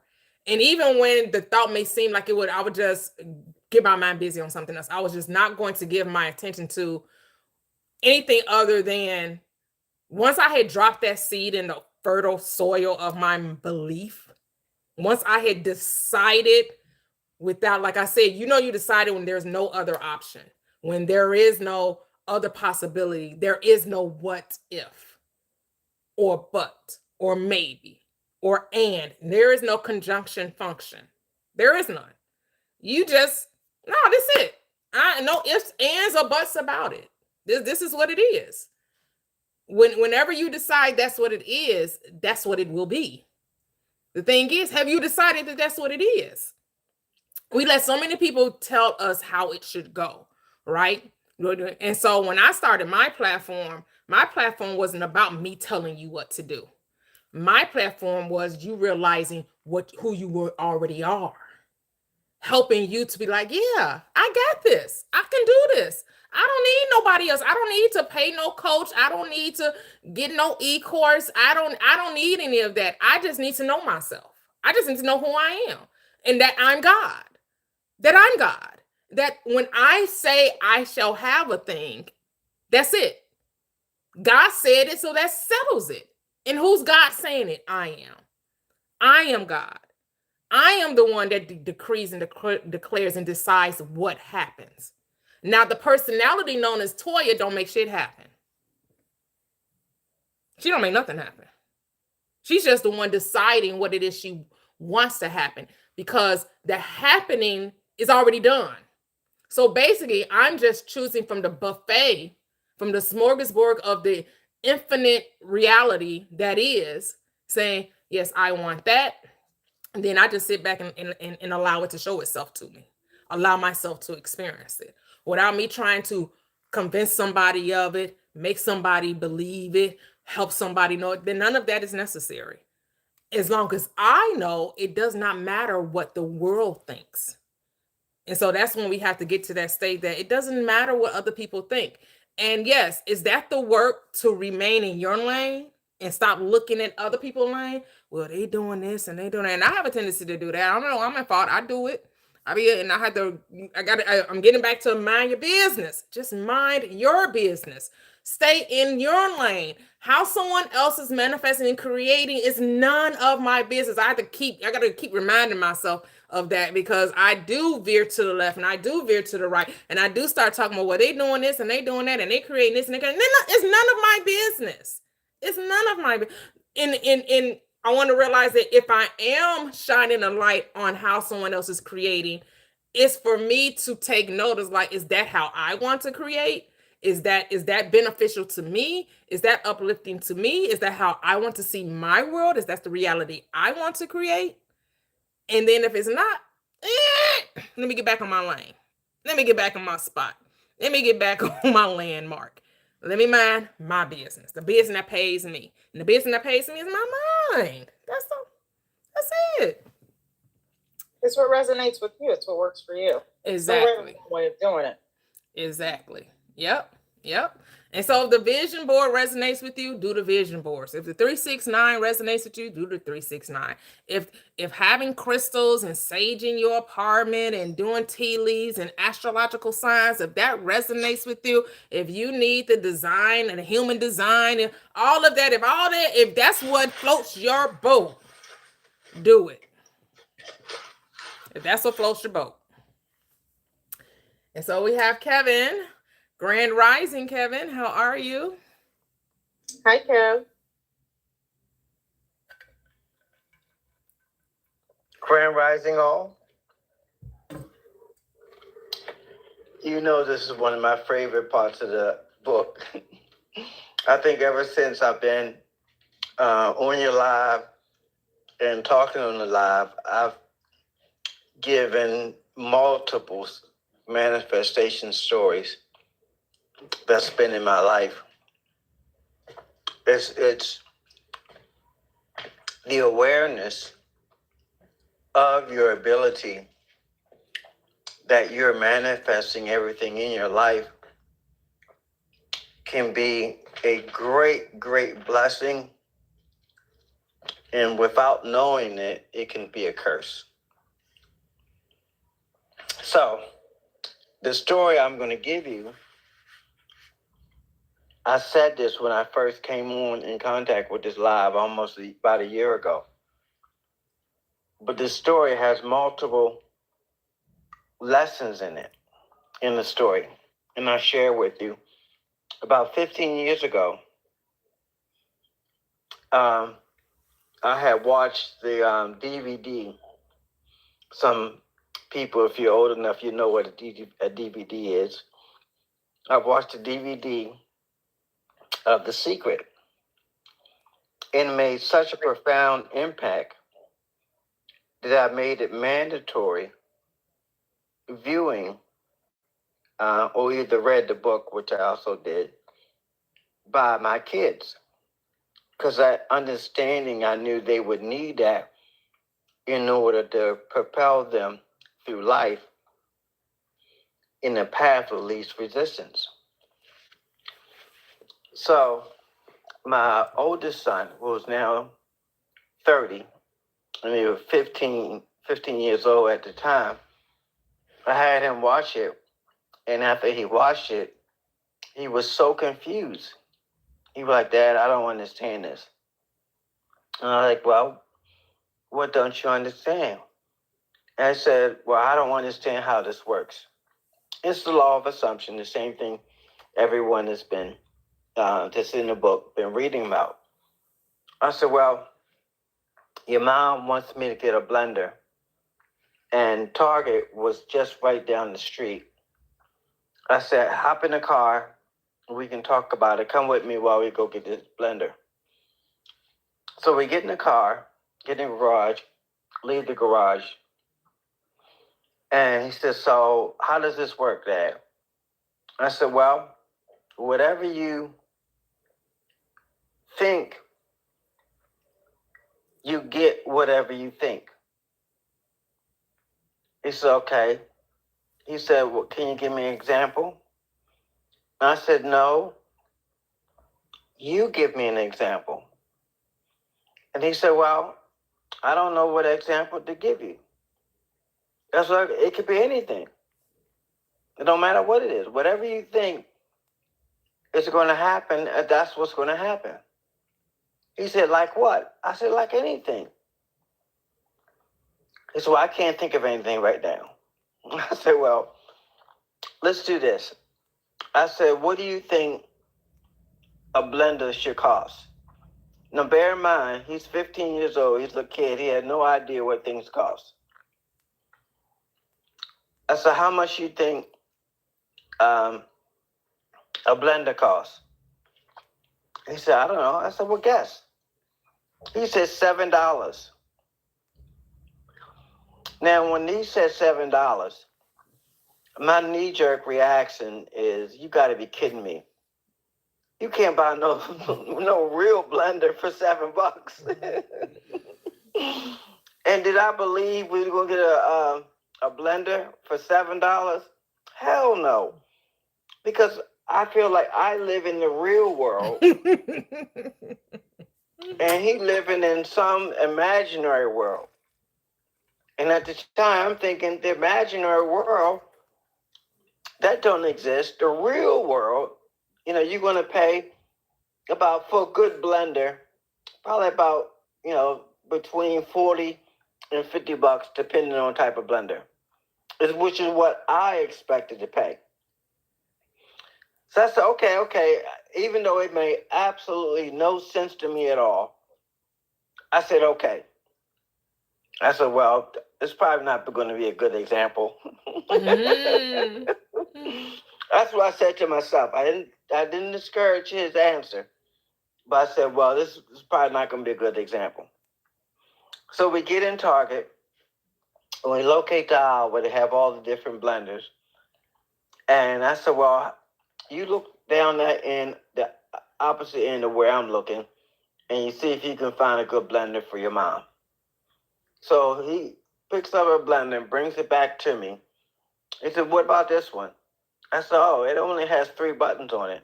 I said, your mom's not going to like that. She wants something, a little more elaborate. I said, put that back. So he goes and put it back. And he comes back to me with another blender. And it's got, a whole bunch of buttons on it, multiple buttons. I said, every time he brought it to me, I found something wrong with it. I said, well, that's not a name brand. That's a more generic. I've never heard of that. That's probably not going to be a good blender. It's got to be like a Hamilton Beach or a Proctor. So I'm trying to tell him what would be best, right? Even though I'm not an expert on blenders either.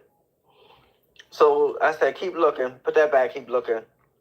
So he goes down, he grabs a blender, and it's a Hamilton Beach. And it's got all these different buttons on it. It's a really good, look like a really good, elaborate blender. I said, oh, this looks pretty good. I said, how much is it? He said, I don't know. I said, well, where'd you get it? He said, down here at the end of the aisle. So we went down in the aisle and tried to look for the price, and we couldn't find the price. I said, no big deal. They got those scanners, those red scanners at the end of the aisle, and you just scan it, and it tells you the price. So we scanned it, and it kept showing up as an error.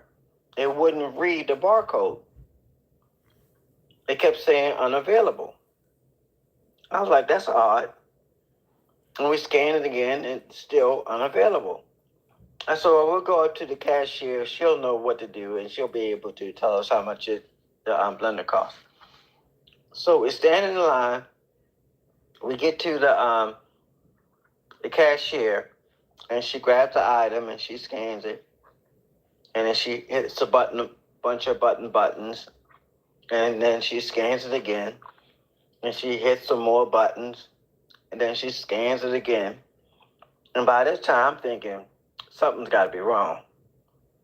So then she looks up at me after she scanned it for the 3rd or 4th time. And she said, where did you get this blender? And I'm looking at her like, over there where the other blenders are. I just picked it up. And she said, well, when I get off of work, I need to go over there and get me a blender. I said, why? How much is it? She said, $6.99. Wow! And I turned to my son. His eyes were wide open and his mouth was wide open. And I was just as shocked as he was. And I played it off by saying, see, that's how it works. Even though I didn't think we were going to be that at all. I had no faith that it was going to be $7. But it's not my belief. You hear me say, all is mine? The best way, the correct way to say it is all is your mind. It's your mind. When the people were thanking Jesus for healing them, Jesus wouldn't take credit. He said, your faith made you whole. It wasn't me. I was just a conduit. It's your faith. It's your belief. That's what makes the thing come into reality. So it wasn't Dad in this story. It was the son who believed. I land my plane. Beautiful. Love, love, love, love, love, love. And so if you have more to say, you can. I guess we've finished the chapter, all right? The 8 different case stories. If you have other manifestations that you would like to share, other success stories, testimonials, if that's the terminology you prefer. Yeah, this is not because I have an endless amount of success stories.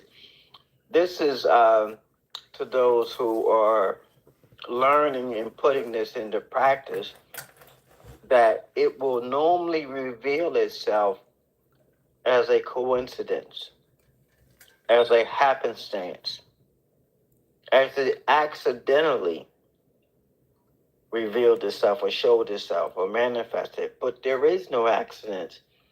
There is no coincidence. There is no coincidence. You are the cause of that which you manifest. I remember, I think I told Toya how I got my name, and I was about 23 years old, I think I was. So it had to have been 40 years, almost 40 years ago. And I was at an insurance convention in downtown Baltimore. I'm from Baltimore. Mm-hmm. And it was so crowded, so many people at this convention that you couldn't even walk because it was like a mob of people from all over the country. And I said to myself, if I don't be careful, I'm going to accidentally step on somebody's foot. And as soon as I said that, guess what happened? I stepped on somebody's foot. And all I did was say it in my mind. And when I turned around to profusely apologize, the man whose foot I stepped on, he said, it couldn't have been helped. He said, look at how many people are here. He said, don't worry about it. I'm not hurt. I'm not injured. He said, don't worry about it. It's not a big deal. I said, I am so sorry, sir. So by apologizing, he decided to introduce himself to me. And he said, what's your name? And I said, my name is Kevin. He said, oh, I can remember that. He said, my son's name is Kevin. I said, oh, great. I said, hopefully he's a nice guy. He said, yeah, he is a very nice guy. And I said, what's your name? He said, my name is Matthew. I said, well, Mr. Matthew, it's very nice to meet you.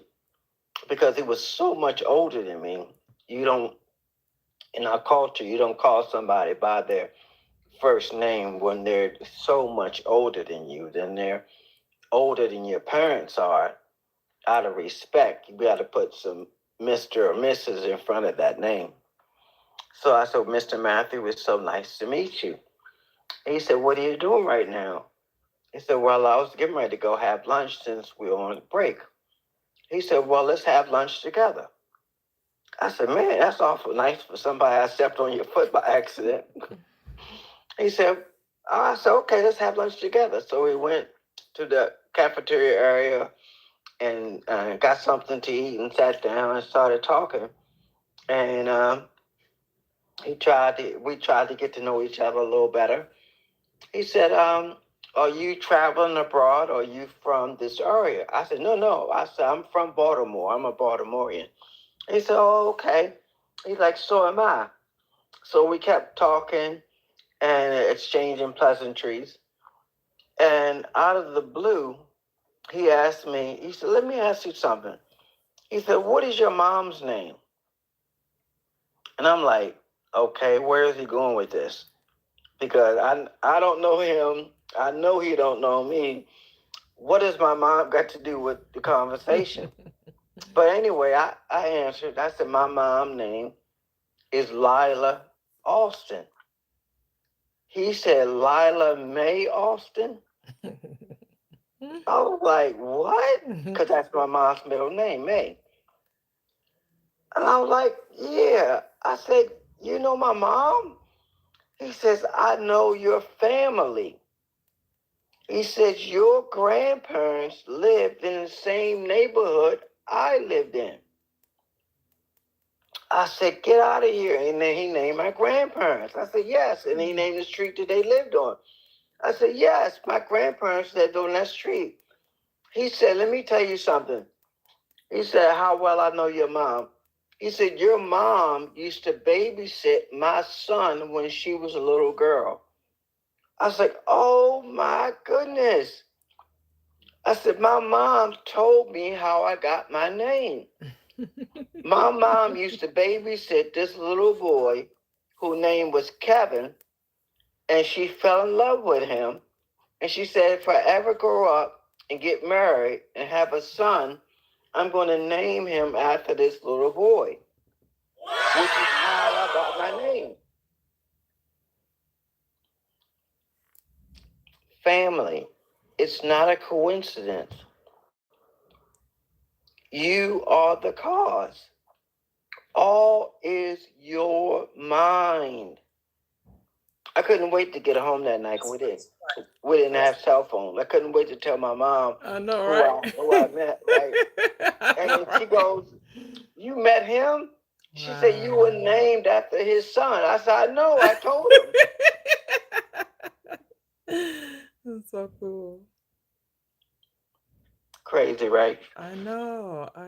What is it when they say the Lord works in mysterious ways?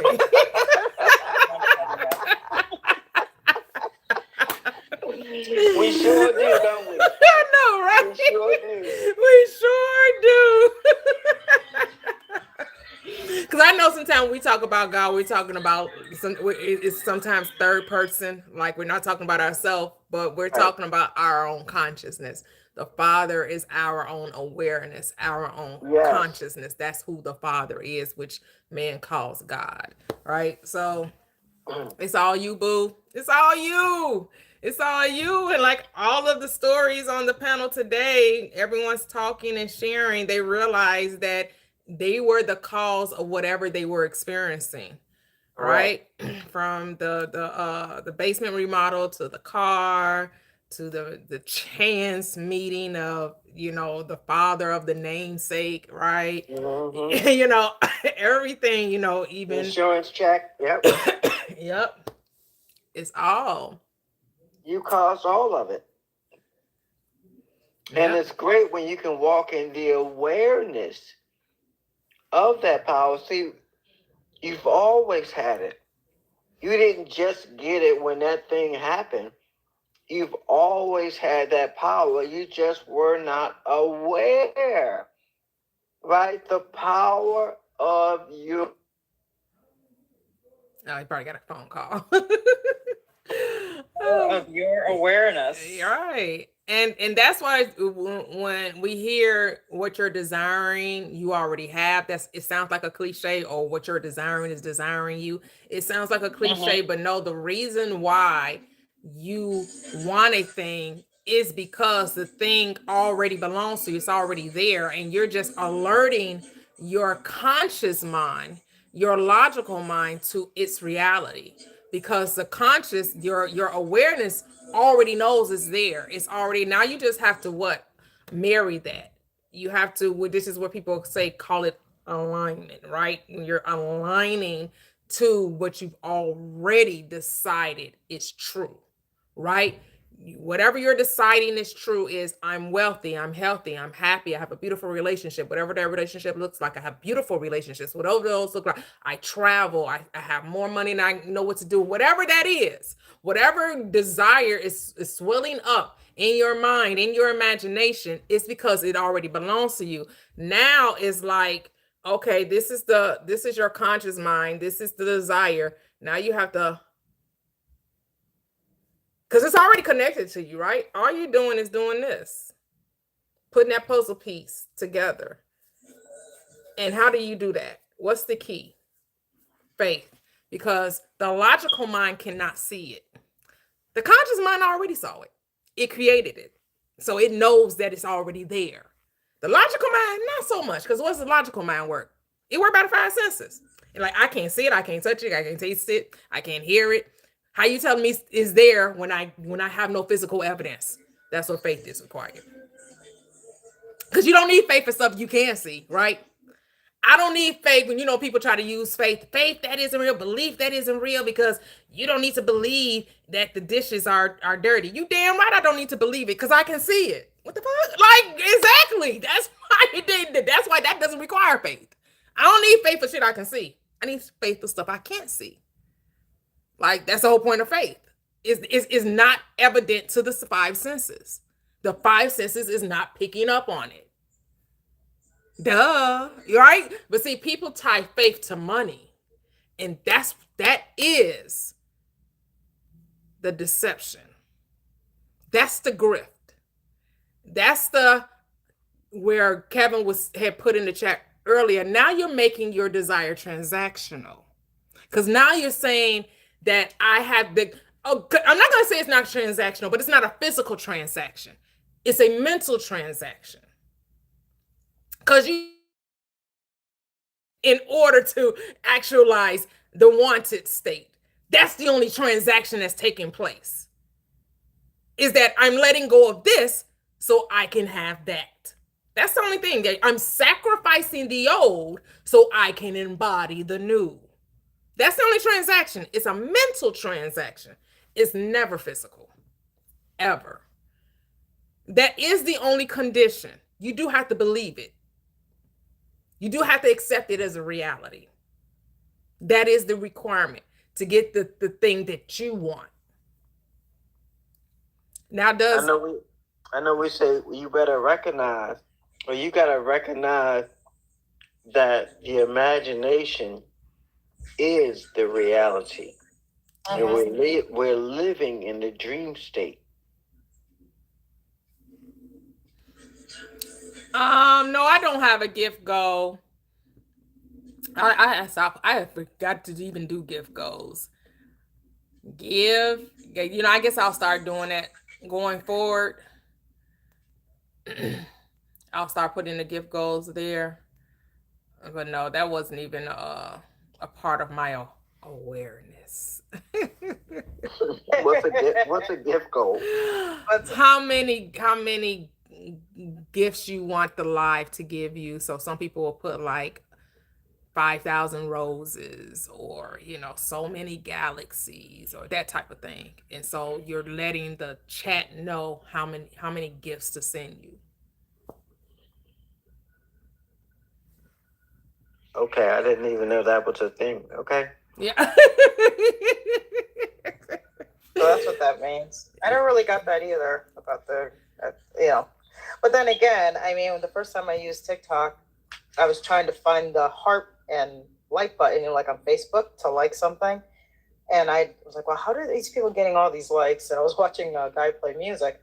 And I said, I really want to like what you're doing. How do I do it? And then he goes, he's playing, he goes, oh yeah, just tap the screen. Just tap the screen.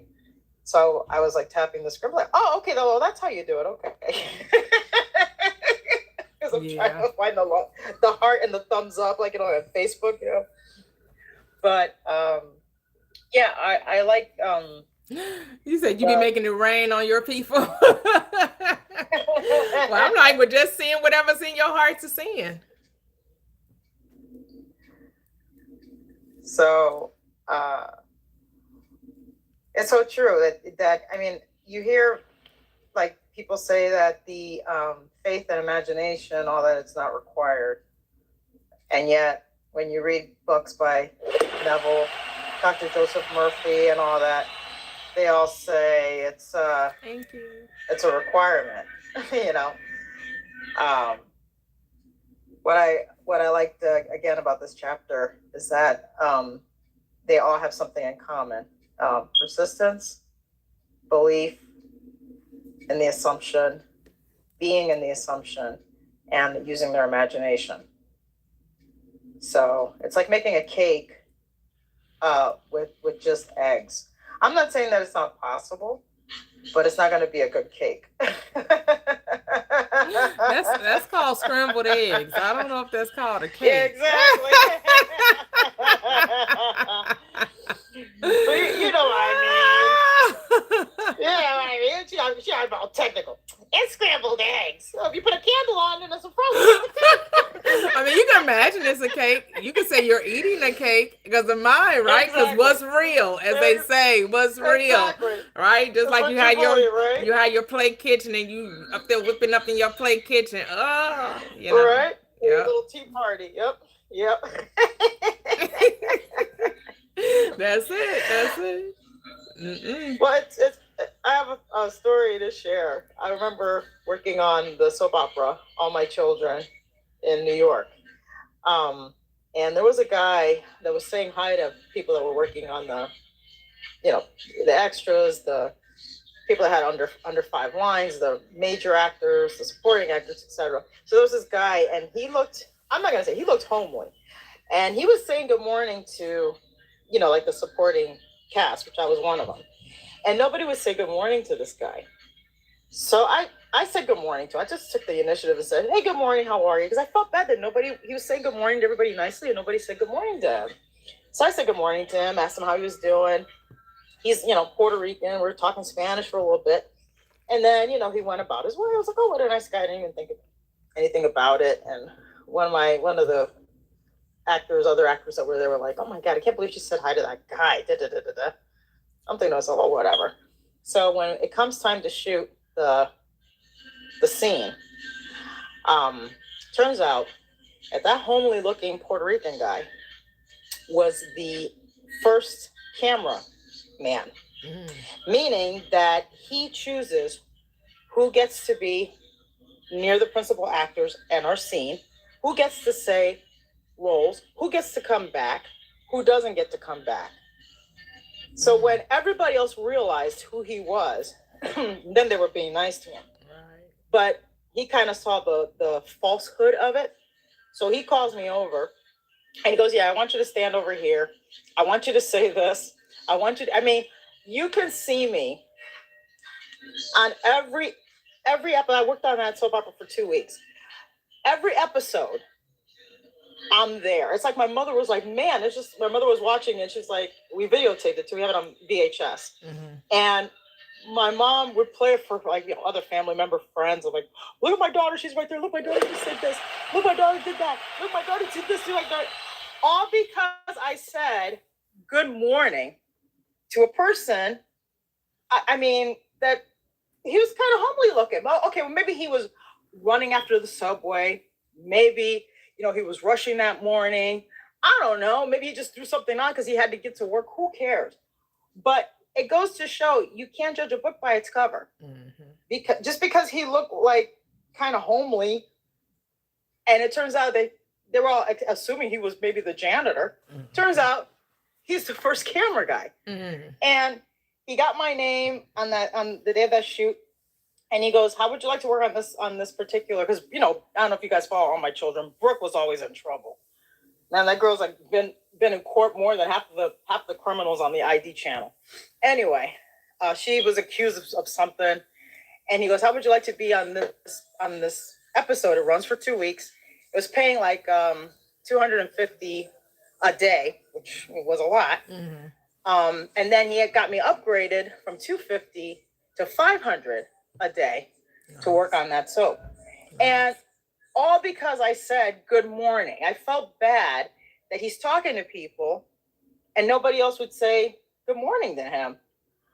And just by simply just saying hi to somebody.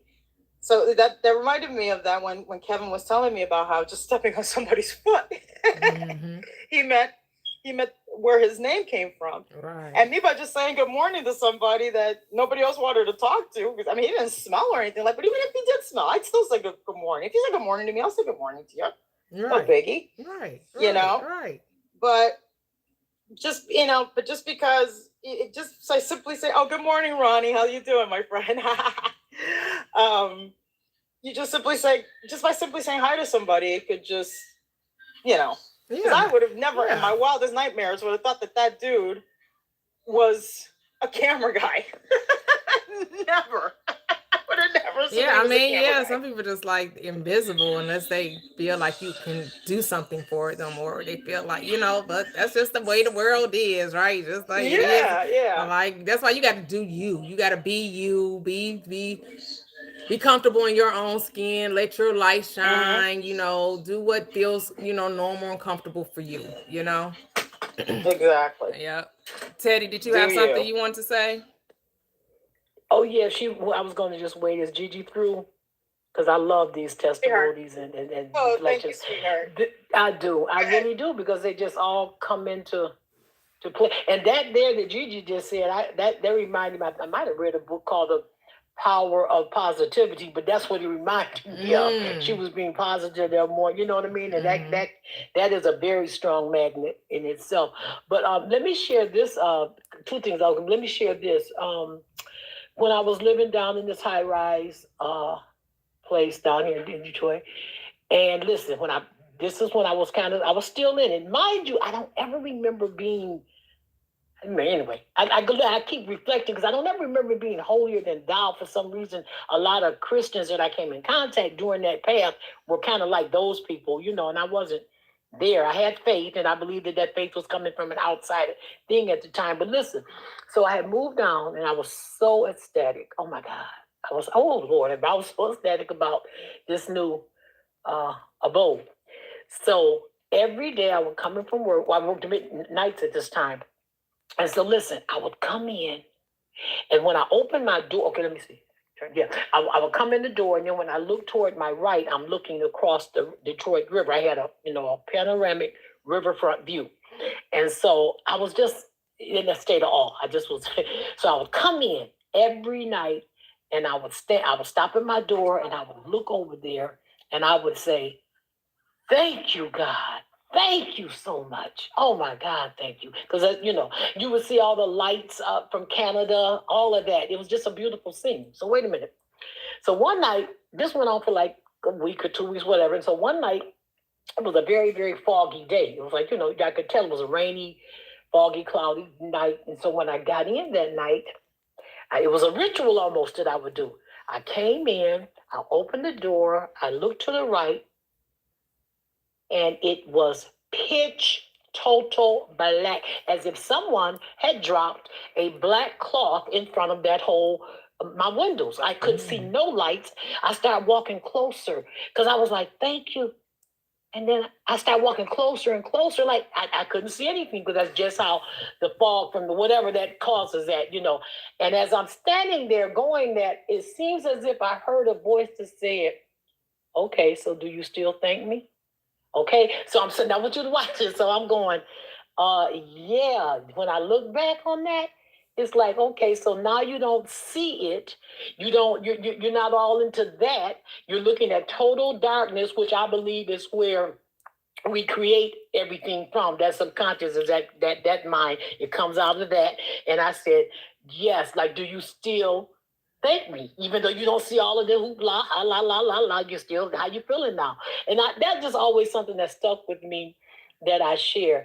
The other thing, right quick, is when who was that? I think Gigi was telling about the mountain, the children and the mountain. It kind of reminded me, and I know you guys heard this parable before. About the little girl, about faith. It's about faith, about how they were experiencing a drought for years, and because of that, there was famine, nothing growing and stuff. So every night they were going to church, they were praying for rain. So one night this little girl was coming and she had her umbrella with her. This is the prayer. She had her umbrella and everybody looking at her like, well, why do you have an umbrella? I mean, we haven't had any rain.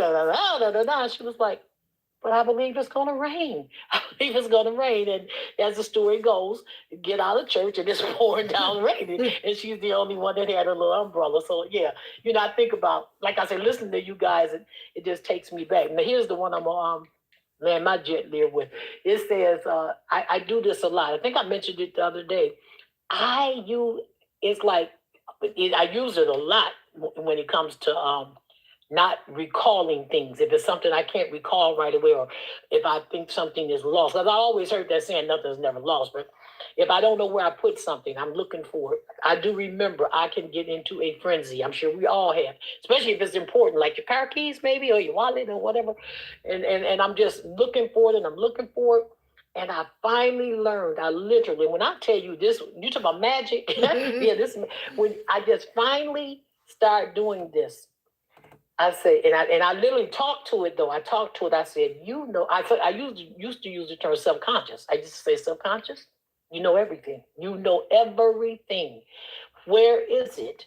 And I'm kind of walking. I'm not in a frenzy though. I'm just walking, and I might be walking toward the left, and without a thought, it seems like my body turns. I've done it so much, and it'll just turn and walk to a spot and just bam. And this happens often, guys. I'm not just saying that. It works. That's how I practice it so much that it can work.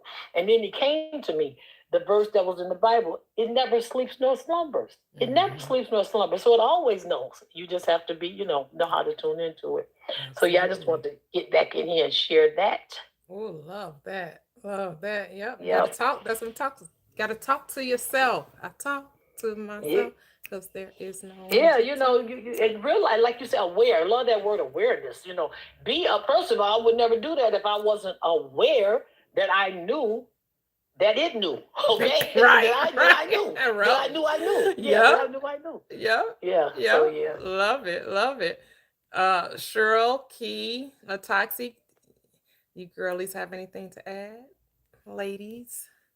Go ahead, Key. I was going to say, I forgot what chapter that was about the penthouse. What chapter? The penthouse. Maybe it's 23. I don't know. Maybe it was the third or fourth case. Yeah. Okay. Well, I really like that chapter because it reminded me to don't become attached to control, right? Because it was so subtle. Like I noticed that they didn't obsess over the building that they had in mind and originally. They just assumed being a penthouse dweller, right? Right. Thank you. And then they end up receiving exactly that, but it was better than the original target. Like they didn't bind to a specific building or a specific landlord. They imagined a penthouse, a window, a fireplace. I think it was a mirror wall. Yeah, they were detailed, right? Like this is what I want. Right. That's what but they didn't assume, they assumed the experience and not how. So you know what it made me think of? What? It made me think of UT, because remember when you told us you manifested your husband, you said, I'm a good woman and I deserve a good man, right? Yeah. And you ain't come up with a list of attributes on what a good man is.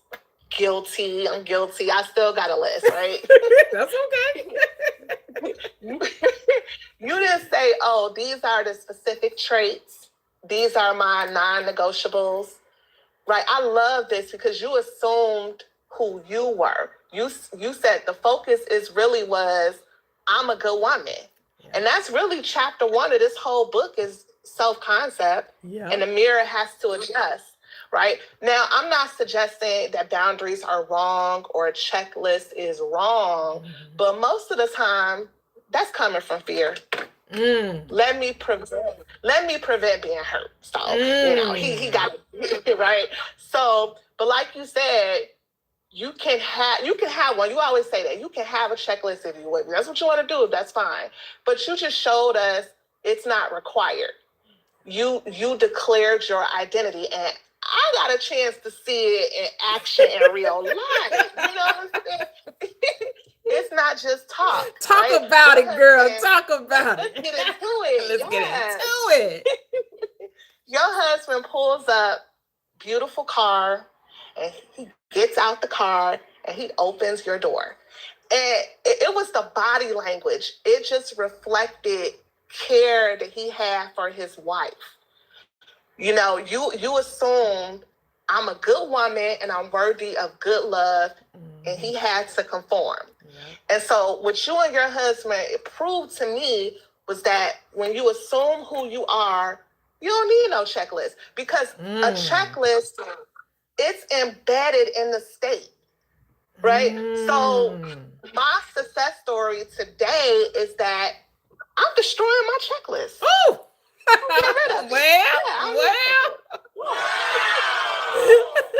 needs a checklist? Yeah. Who needs a checklist? I need a checklist. For what? Yeah. So I gotta find it. It's somewhere in this pile, but it's going in the garbage. I love it. I love it. Yeah, because that's how I tell. Like I was talking to my oldest daughter, and I was like, and my son was there too, and I was like, you know, you're not gonna have to ask for the things of your partner.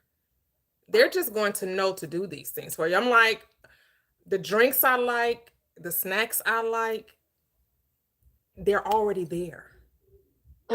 It's already in it. I'm like, I told him, I said, he keeps it stocked. And it's not one way either, right? This ain't no one way thing where he doing everything for me and then I don't consider him and I don't do things for, no. This is a two-way street. This is a symbiotic love. This is a love. This is a dance. I ain't dancing by myself. We dancing together.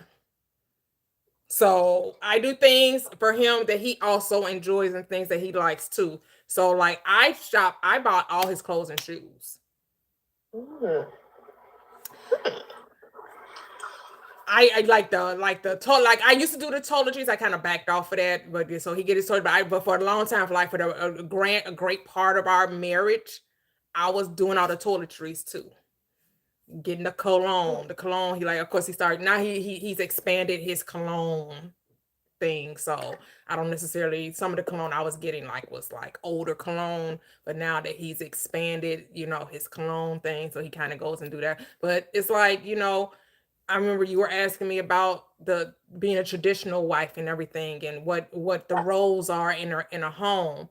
And before he started doing the side thing where he deals with the wood, he did cook more. It was like a 50-50. My first husband cooked. So when you were saying like, men just want you to, no, if you don't like it, you're gonna get a man who enjoys it.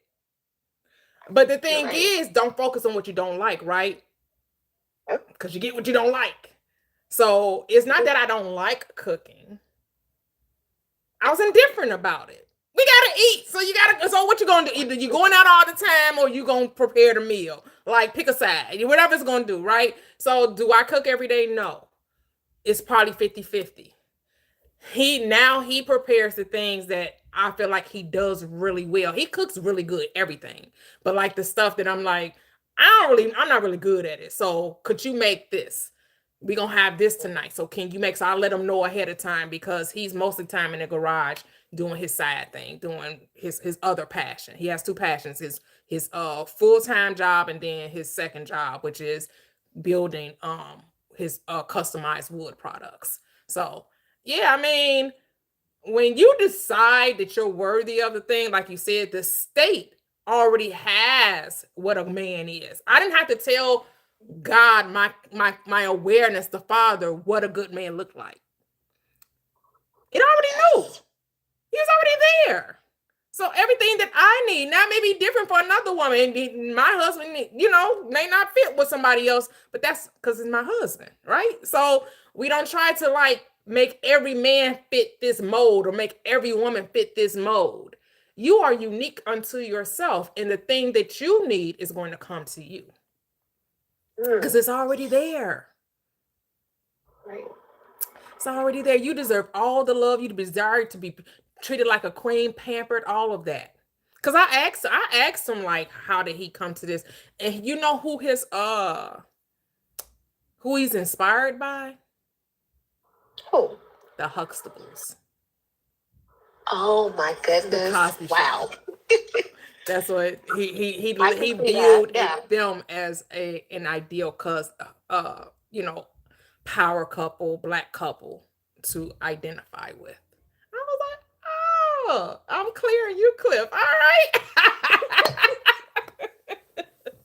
Yes. Except for you are a stay-at-home Oh, wife. right, yeah. So When she you worked ain't outside the gotta- home, right. And she worked outside the home. Right, Yes. But yeah. no, I love that. Yeah, You're right. And you're right about you get what whatever you focus on, whether it's good or bad, it doesn't matter. Because I did focus on, I don't want a man who, I have to cook for. And then that's exactly what I got, someone demanding that I cook all the time, even though I worked, that was my first husband. I got everything I didn't want. Yeah. That was my first husband. I got everything I didn't like. Damn. Like when you look over your life and you come to the law of assumption, the law of belief of this truth, and you look back over your life, you start to see whether it was the stuff you wanted versus stuff you didn't want. You see it's because of your thoughts. It was where your attention was. That's what became your reality.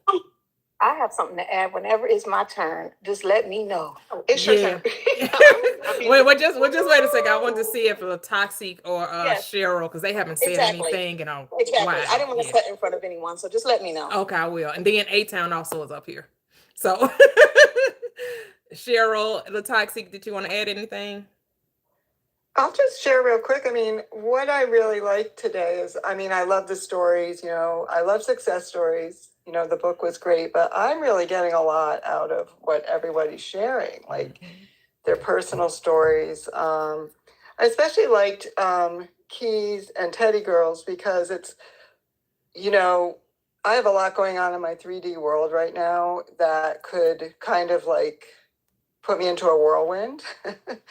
And so their examples are just, Key kind of like with, her remodeling, like it at first her mind did go a little bit off the rails and getting caught up in the fear part, but then again you can correct it. Yep. And so I really kind of needed to hear that today. And then I loved with Teddy Girl like just how instantaneous it was. Like she didn't seem to sweat it, but she was just like, this is what I need, and just kind of let it go at that. And again, like the whole the truth of it is like, what are we thinking about? Am I worrying about not getting what I need? Or if I'm just going to be like, okay, I got this. And it doesn't matter like what's happening here or there, as long as I know what I got, my reality is going to bend to that. So I've loved the stories this morning. They've been very inspirational for me. They have been. Love it, love it, love it. I don't know if Latoxic's still there. Latoxic, are you still there?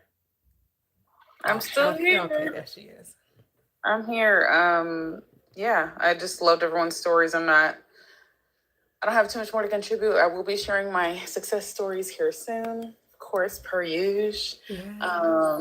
But I just feel, like I said, these stories all of them just are so inspiring and empowering. I will say this though, I kind of lean more a little bit on the I can ask for whatever I want kind of thing.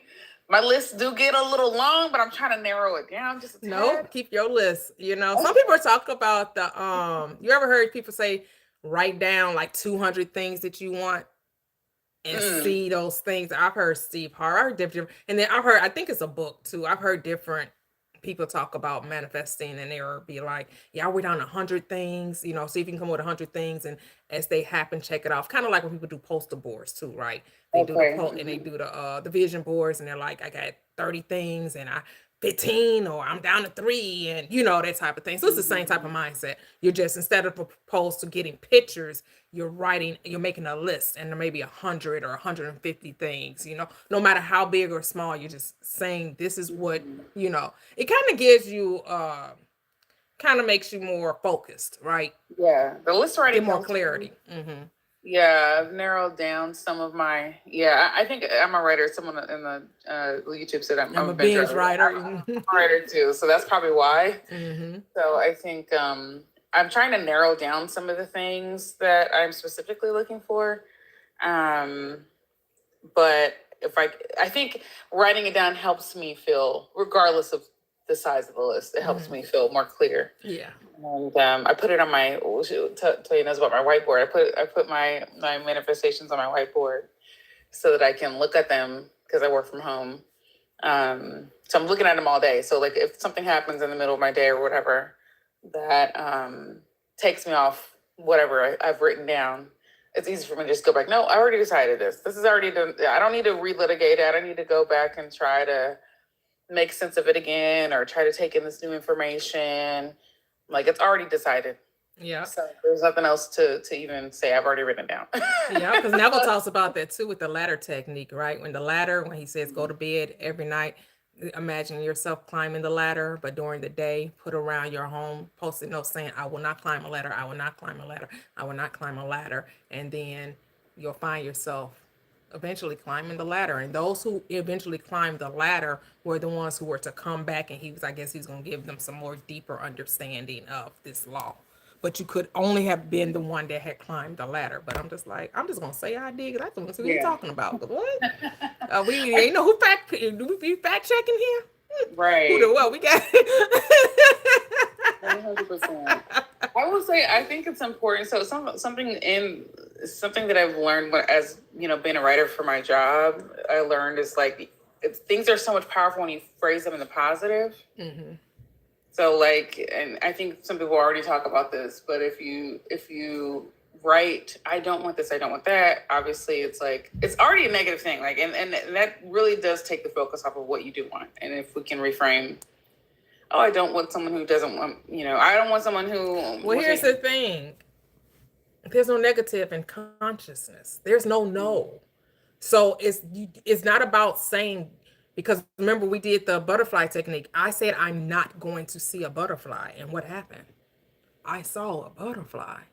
Mm-hmm. So saying that you don't want something or saying that you do, it's about the focus, right? It's not the words, it's the focus. So if you say, I don't want a good man, what are you talking about? A good man. Heard. That's why imagining climbing the ladder and then saying that you weren't going to climb the ladder, what was the focus on? The ladder, right? Climbing the ladder.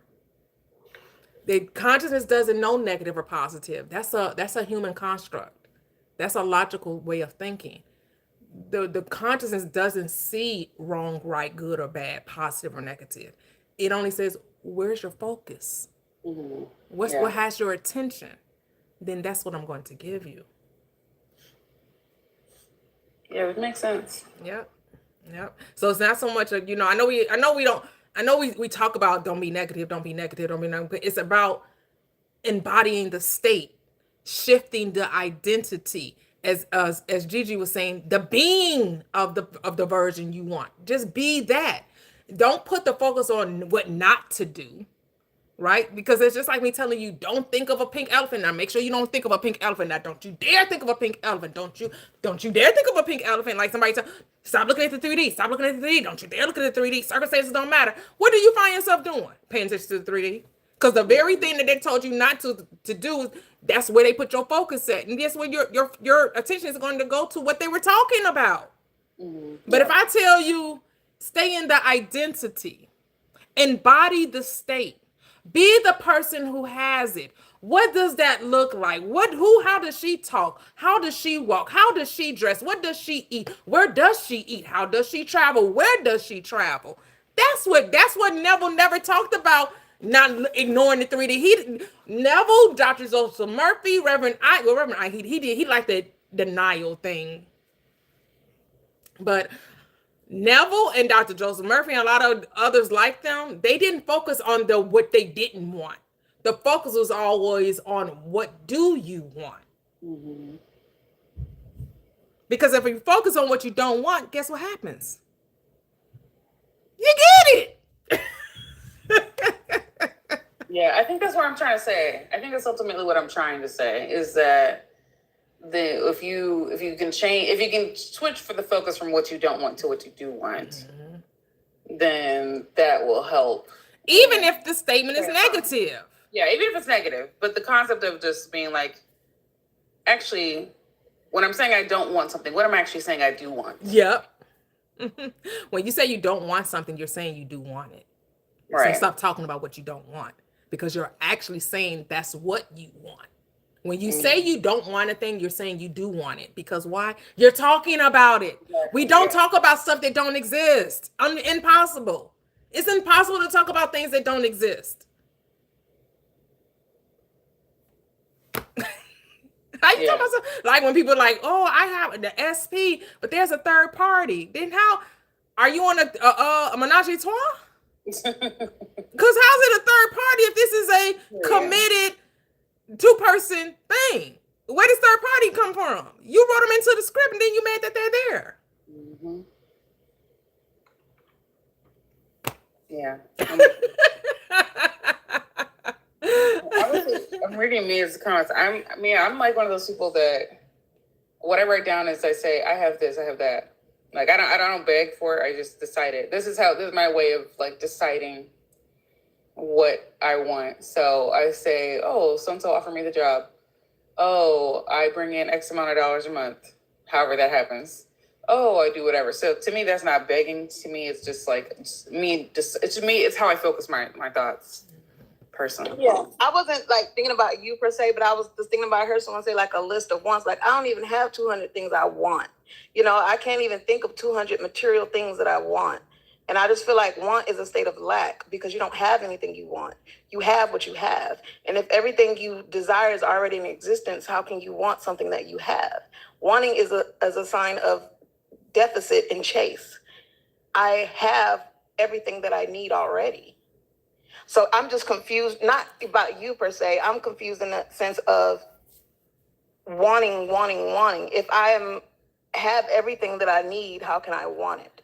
Well, want is what we say in lieu of desire, right? To have a desire is to want a thing. You move from want to have, right? Because now you desire this because from the lower self, the ego self, the logical self, you don't see it. Right. It's not there. So that's the wanting. That's the mainspring of life desire, which is to want a thing that you think isn't there. But in order to actualize it, now you have to go within and act from the 4th dimensional space, from your imagination, to see that the reason why I'm wanting it is because I already have it. Right. I guess because I guess I'm just nervous. I don't want to fall into the trap of making lists of wants and live in a state of lack constantly. Well, I don't look at it as in. So when I say a list of wants, it's the things I would like to experience in my 3rd dimensional space, right? Because right now I'm not experiencing these things 3rd dimensionally. 4th dimensionally, they're already there. 3rd dimensionally, not in my awareness. Right. Right? 3rd dimension, like you just like, because 3rd dimensionally, like you could say, well, I'm married, but 3rd dimensionally, the husband isn't there, but 4th dimensionally, he was always there. Right. And so now the desire to be married is the catalyst that brings that allows the faith to make the marriage appear. Mm-hmm. Right? The faith is the key to turn the unseen to visibility. Right. Okay. I guess I'm not big on writing like lists of things I want in a man. Oh, me either. I'm just saying that was a suggestion for those that like to write. For people that like to write. I'm just, like I'm not a big writer. I write things down, but I just write my feelings out. I don't use it as a catalyst to manifest. Sometimes I just like to write things out. Yes, me too. And like writing my thoughts out. Like therapeutic, right? Like therapeutic, yeah, but not You know, necessarily. the older way kind of tell you, oh yeah, write down these things you want in a man. And I've always thought that that's a focus on the other person, because it's like you you need to be the person that attracts the man you want, right? So it pivots it back to you being. And you know, we all have things that we want to receive. And Latoxic, I didn't want to cut you off. I was having a question. I just wanted clarity. So I'll let you finish, Latoxic, if you need to finish your thought.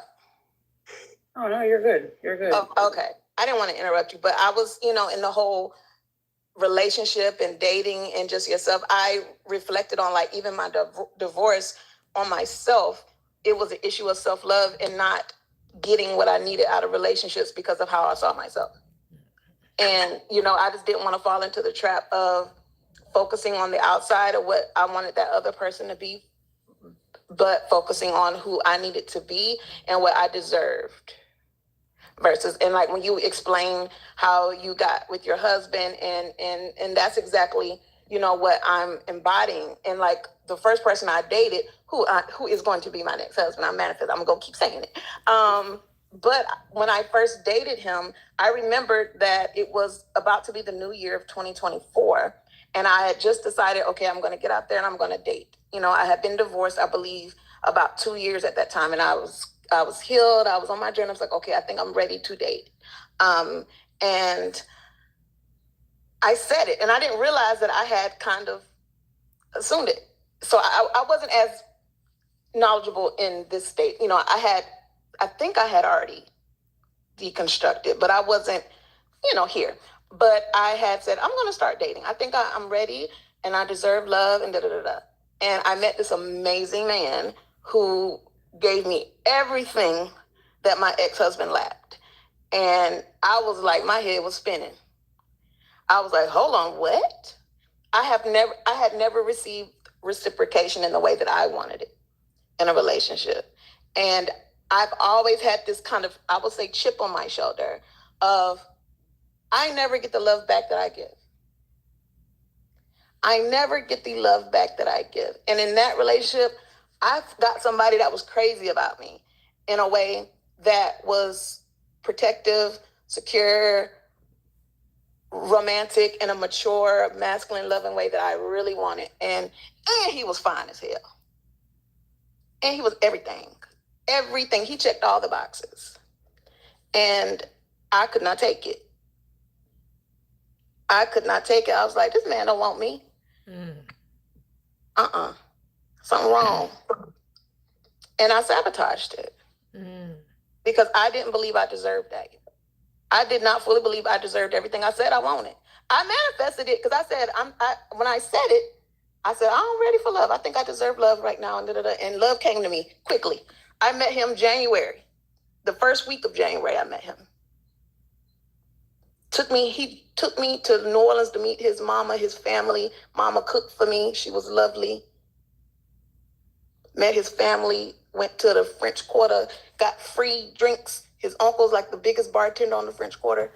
Like, it was amazing. My friends went, he was in a car telling them how amazing I was. And I sabotaged it because I didn't think I was amazing. And, you know, marrying my ex-husband, I married someone who was kind and nice, but who didn't do the things that I needed to do because I felt like that was enough, because I didn't feel like I was enough. And it's kind of played out across relationships that I don't get enough because I don't feel like I'm enough.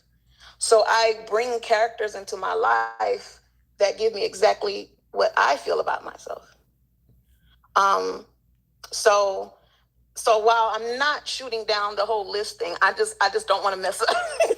I don't want to do anything to sabotage myself and not. Right. Well, the list doesn't resonate with you, but it resonates with some people. So I mean, right. That's not your thing, but you know, yeah. And I do write, but I just want to make sure that I don't live in a state of lack and that I'm making sure that I'm righteous and my self-concept is in the right place before I go out there, because I want to make sure I know what I deserve. And I try to perpetuate that across all relationships, so that it's comfortable, right? Because you don't deserve to be treated well just in romantic relationships, right?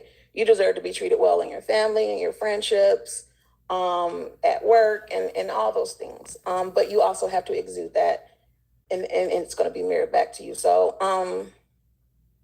yeah, it's just trying to make sure that I am not settling and not getting. Here's the thing. How could you settle when you know that you're worthy of it? Doesn't go together. So you're trying to do something, mean you're not it. You're not being it. Mhm. So when you decide that you're worthy, the other things aren't options. They don't even enter your mind. Like when I decided I was worthy, there was no I gotta make sure it doesn't. No, it was going to once I decided, it was a done deal. There was no other options. There's no other considerations. This is what it is. And honestly, you gotta and people only do you how you allow them to. And when relationships come and you but like you said, yeah. Here's the thing. They're only showing you what you believe to be true. Absolutely. Right? I mean, I do want to say that I got some stuff I got to do. Some I am going to close live at 12:45. Not to rush anybody. I tell you earlier, you was looking sexy over there. I see how you looking. Oh no, this is a jogging suit, girl. This ain't nothing. Oh, thank you. No, I'm going to my cousin's house. He bought my mobile bar, so I have to go drop it off for him. To him. Yeah. But I am gonna close the live at 12:45 in like 15 minutes. Okay. But It's all your assumptions. It's your assumptions. If it's whether you write it down or you already know it in your mind or know it within yourself, it's all your assumptions. Yes. Okay. I had a relationship with somebody that at first it was going great. And then I automatically started assuming, I realize that now, but at the time I didn't. I started assuming that he liked somebody else and then wondered why the two of them got together.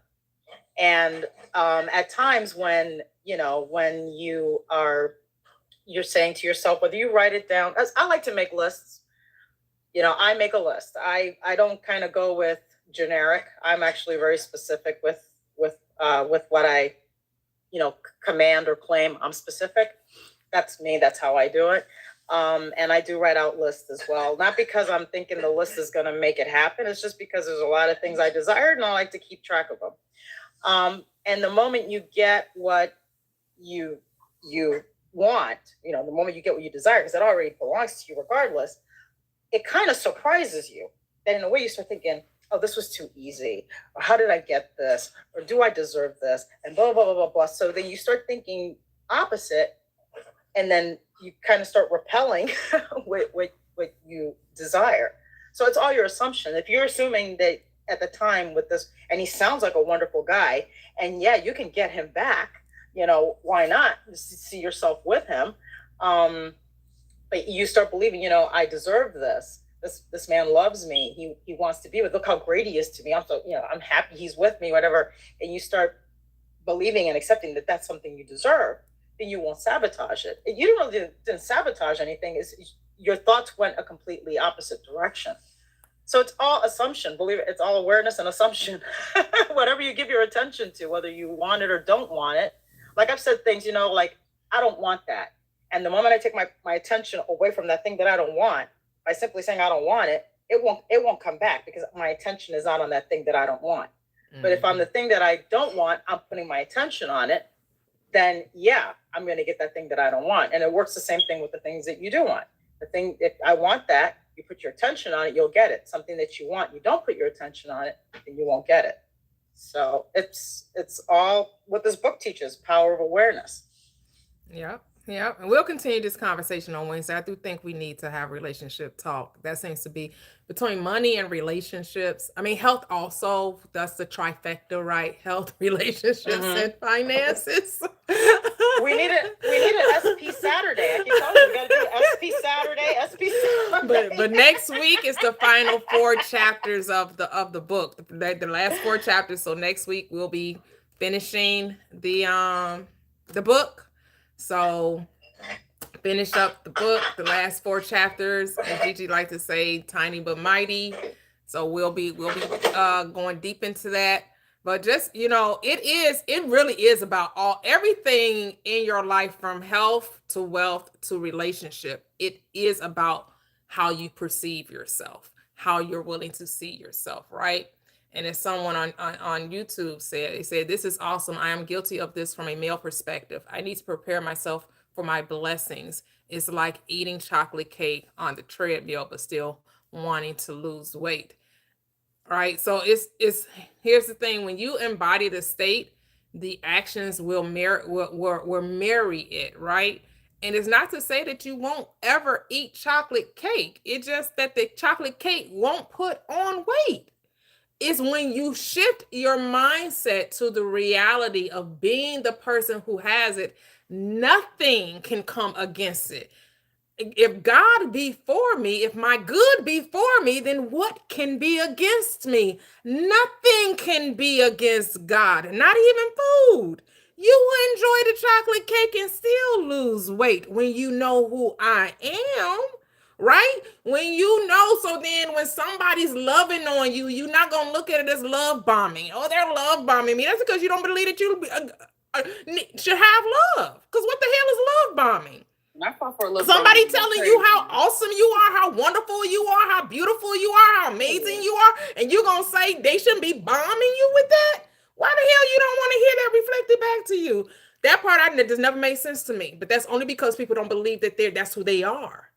Because like I think Mia's familiar with the content creator said, my confidence don't come from your compliments. So you can compliment me all day long. I hate the confidence before you even. I knew I was the bomb before you even said it. You're reflecting back to me who I am. You only see what I see. Do you see what I see? Yep. I have one little mild question for you. And are we going to ever get a Cisco Toya couples live? And let us... Probably not. I had to ask. Okay. You have to manifest that, but right now, he's seen but not heard. A man of little words. I have said that before. I have said that, but it's been a while. But I'm gonna let A-Town come on through here. What's up, broski? You have any words? What it do? What it do? What it do? Peace and love to the chat. What up, sis? What's up? What's up? Definitely. I was sitting on the couch actually today. Had a lot going on, but I was just loving, just always loving the vibe. I'm over here recapping like Kev, to where, it's always just a good vibe when you're able to just, just be at the table of just good stories, excellent breakdowns. I love the way, Cheryl and Mia and Gigi are able to kind of really relate. Because it's really, you're able to resonate with each different story, some piece of something you're able to take away. So I just loving on the live and wanted to, shed some love, put some flowers on the people's boards, and you know what I'm saying. But in my own reality, I'm just going through a transition of, I think, just wanting to be gratitude. Really, I guess the basics. Really tapping into just being gratitude, wanting to always wanting to be in a. If I am abundant. I'm always having the mindset of giving, or always wanting to be able to provide value, and not counting. I used to have a tendency of, what am I getting for this? What am I getting? Always in some type of reciprocity, and I kind of sensed like that was an old program that I want to kind of step out of, where if I'm abundant, I don't count it. It's always coming back to me tenfold, hundredfold, whatever fold. And I already have what I need, as Mia had mentioned. Always, if I'm not in a state of lack or wanting. I'm in a state of being, and just loving, and just loving on myself, and wanting to really just keep that self-awareness that we have. I love the success stories that was mentioned through the book. I wasn't able to tap into all of those but I just coming from being able to get the recap today, And also like in, the toxic, just the basic, how she's able to really kind of elaborate more into her story, and just, I guess, just the transparency and authenticity I love on the panel, so just loving on y'all, and loving the chat, and yeah, have a good day today, sis. Thank you. Shout out to Cisco. Shout out to Cisco. I know, right? Loving the, yeah. Let me give my salute to Cisco. You know what I'm saying? Loving on you, bro. And yeah, y'all have a wonderful day. Oh, thank you. Yeah, so Wednesdays is 5 p.m. Central Standard Time, and we'll continue this manifestation of the relationship, whether it's friendship. I'm manifesting friendships, and those friendships are those who are on this path, right? So got my girl Gigi, Key, Nia, we gonna link on one day, Cheryl, but those I have seen live and in real person. A-Town, we gonna link up too, but I've met Aaron, I've met Gigi, I've met Key, and and then it's like you want people that's like in your, I know age is not a number, it's just a number, but you also want people that, share the same, and not to say that there has to be, but sometimes you do want to talk to people that are on the same path, that see it from your point of view. Not to say that that's the only friendships you should have, right? Because you're still going to have family that you talk to, even though they don't see it from your point of view. You can still have enriching conversations with them, right? You can still, it's just up to you to define, and don't slide back to that whole lack or scarcity mindset, that you command the conversation, and not that you are, over talking anyone or stopping someone. Oh, I don't talk about that anymore. No, you just easily lead and guide it, with wisdom, with loving kindness. And you just like, yeah, so tell me what's going on with you. Oh, you've been looking good. I've been seeing you on social media. Oh my goodness. Oh yeah, you still interested in, oh, you're gonna find that man. Yeah, the money's gonna come. You're gonna have more money than you. It's just about uplifting the conversation, right? We can't uplift the conversation even when the conversation tends to be going to a negative place. You can just redirect and be like, don't even worry about it. It's going to work itself out. You're going to get that bill money. You're going to get that promotion, or, the money going to come, and it's going to be in a way you don't even expect. And they're going to find themselves lifting up in their continence and how they're having the conversation with you. Right. So, but I'm loving this community. I'm loving the wonderful people that I've met, the amazing people. But it is a blessing to have someone in your city, in your town, that's just minutes away, that you can connect with. It's a beautiful thing. And so me and Key are being very intentional about developing this relationship that we have, because we do live in the same city, right? So if you guys are looking to develop relationships in your own city, you can say where you're from and see if there are people that are like-minded that wouldn't mind linking up, right? You have to have an intention. Like I was intentional about wanting to meet someone, right? And so a way was made that someone in my city, my age, the same mindset, was made available to me. And it just doesn't have to be for me. This can be for everyone on in this chat. I'm your friend too, and I ain't in Chicago, and I'm coming, and I'm your history friend. I'll be there in the summer as well, and I'm in Wisconsin. Come on. Yes. Yeah, well, Wisconsin.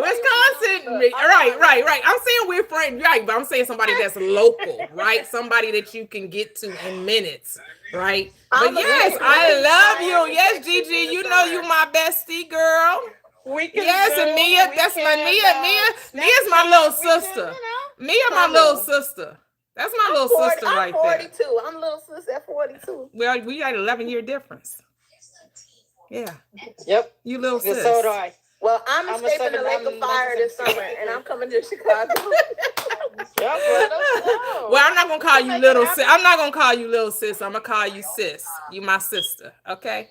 Mini me. Yes. You my and sister. I ain't but 5'1". I'm little sis. I'm see.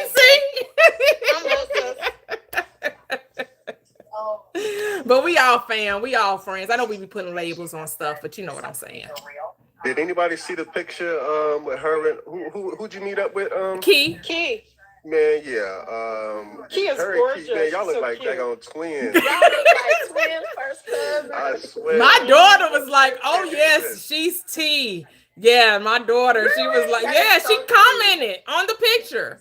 She Yeah, yeah, commented. yeah. I missed it. My Okay. daughter said, "Oh yeah, she's T." Yes, they. Wow. Yeah. Oh my God, making me blush. You know, when Toya and Gigi, you've already seen for yourself, and I haven't seen with Gigi. I want to meet you, but Toya in person, Likewise. it's not even. It's wow. I was Toya's blown amazing away. in person. No, but Yeah, you all the are face card. gorgeous. Gigi The and face Key card. are Thank you. So are gorgeous. you. Gigi Thank and you. So are you Key guys. are gorgeous. Oh my goodness. Thank you. Their So pictures are don't you, do them baby. justice. For I just want real. y'all to know Thank this you. is me in real life. I just want y'all to be ready. I know, right? Mia, I'm like, sold off. she slays for real. Don't play.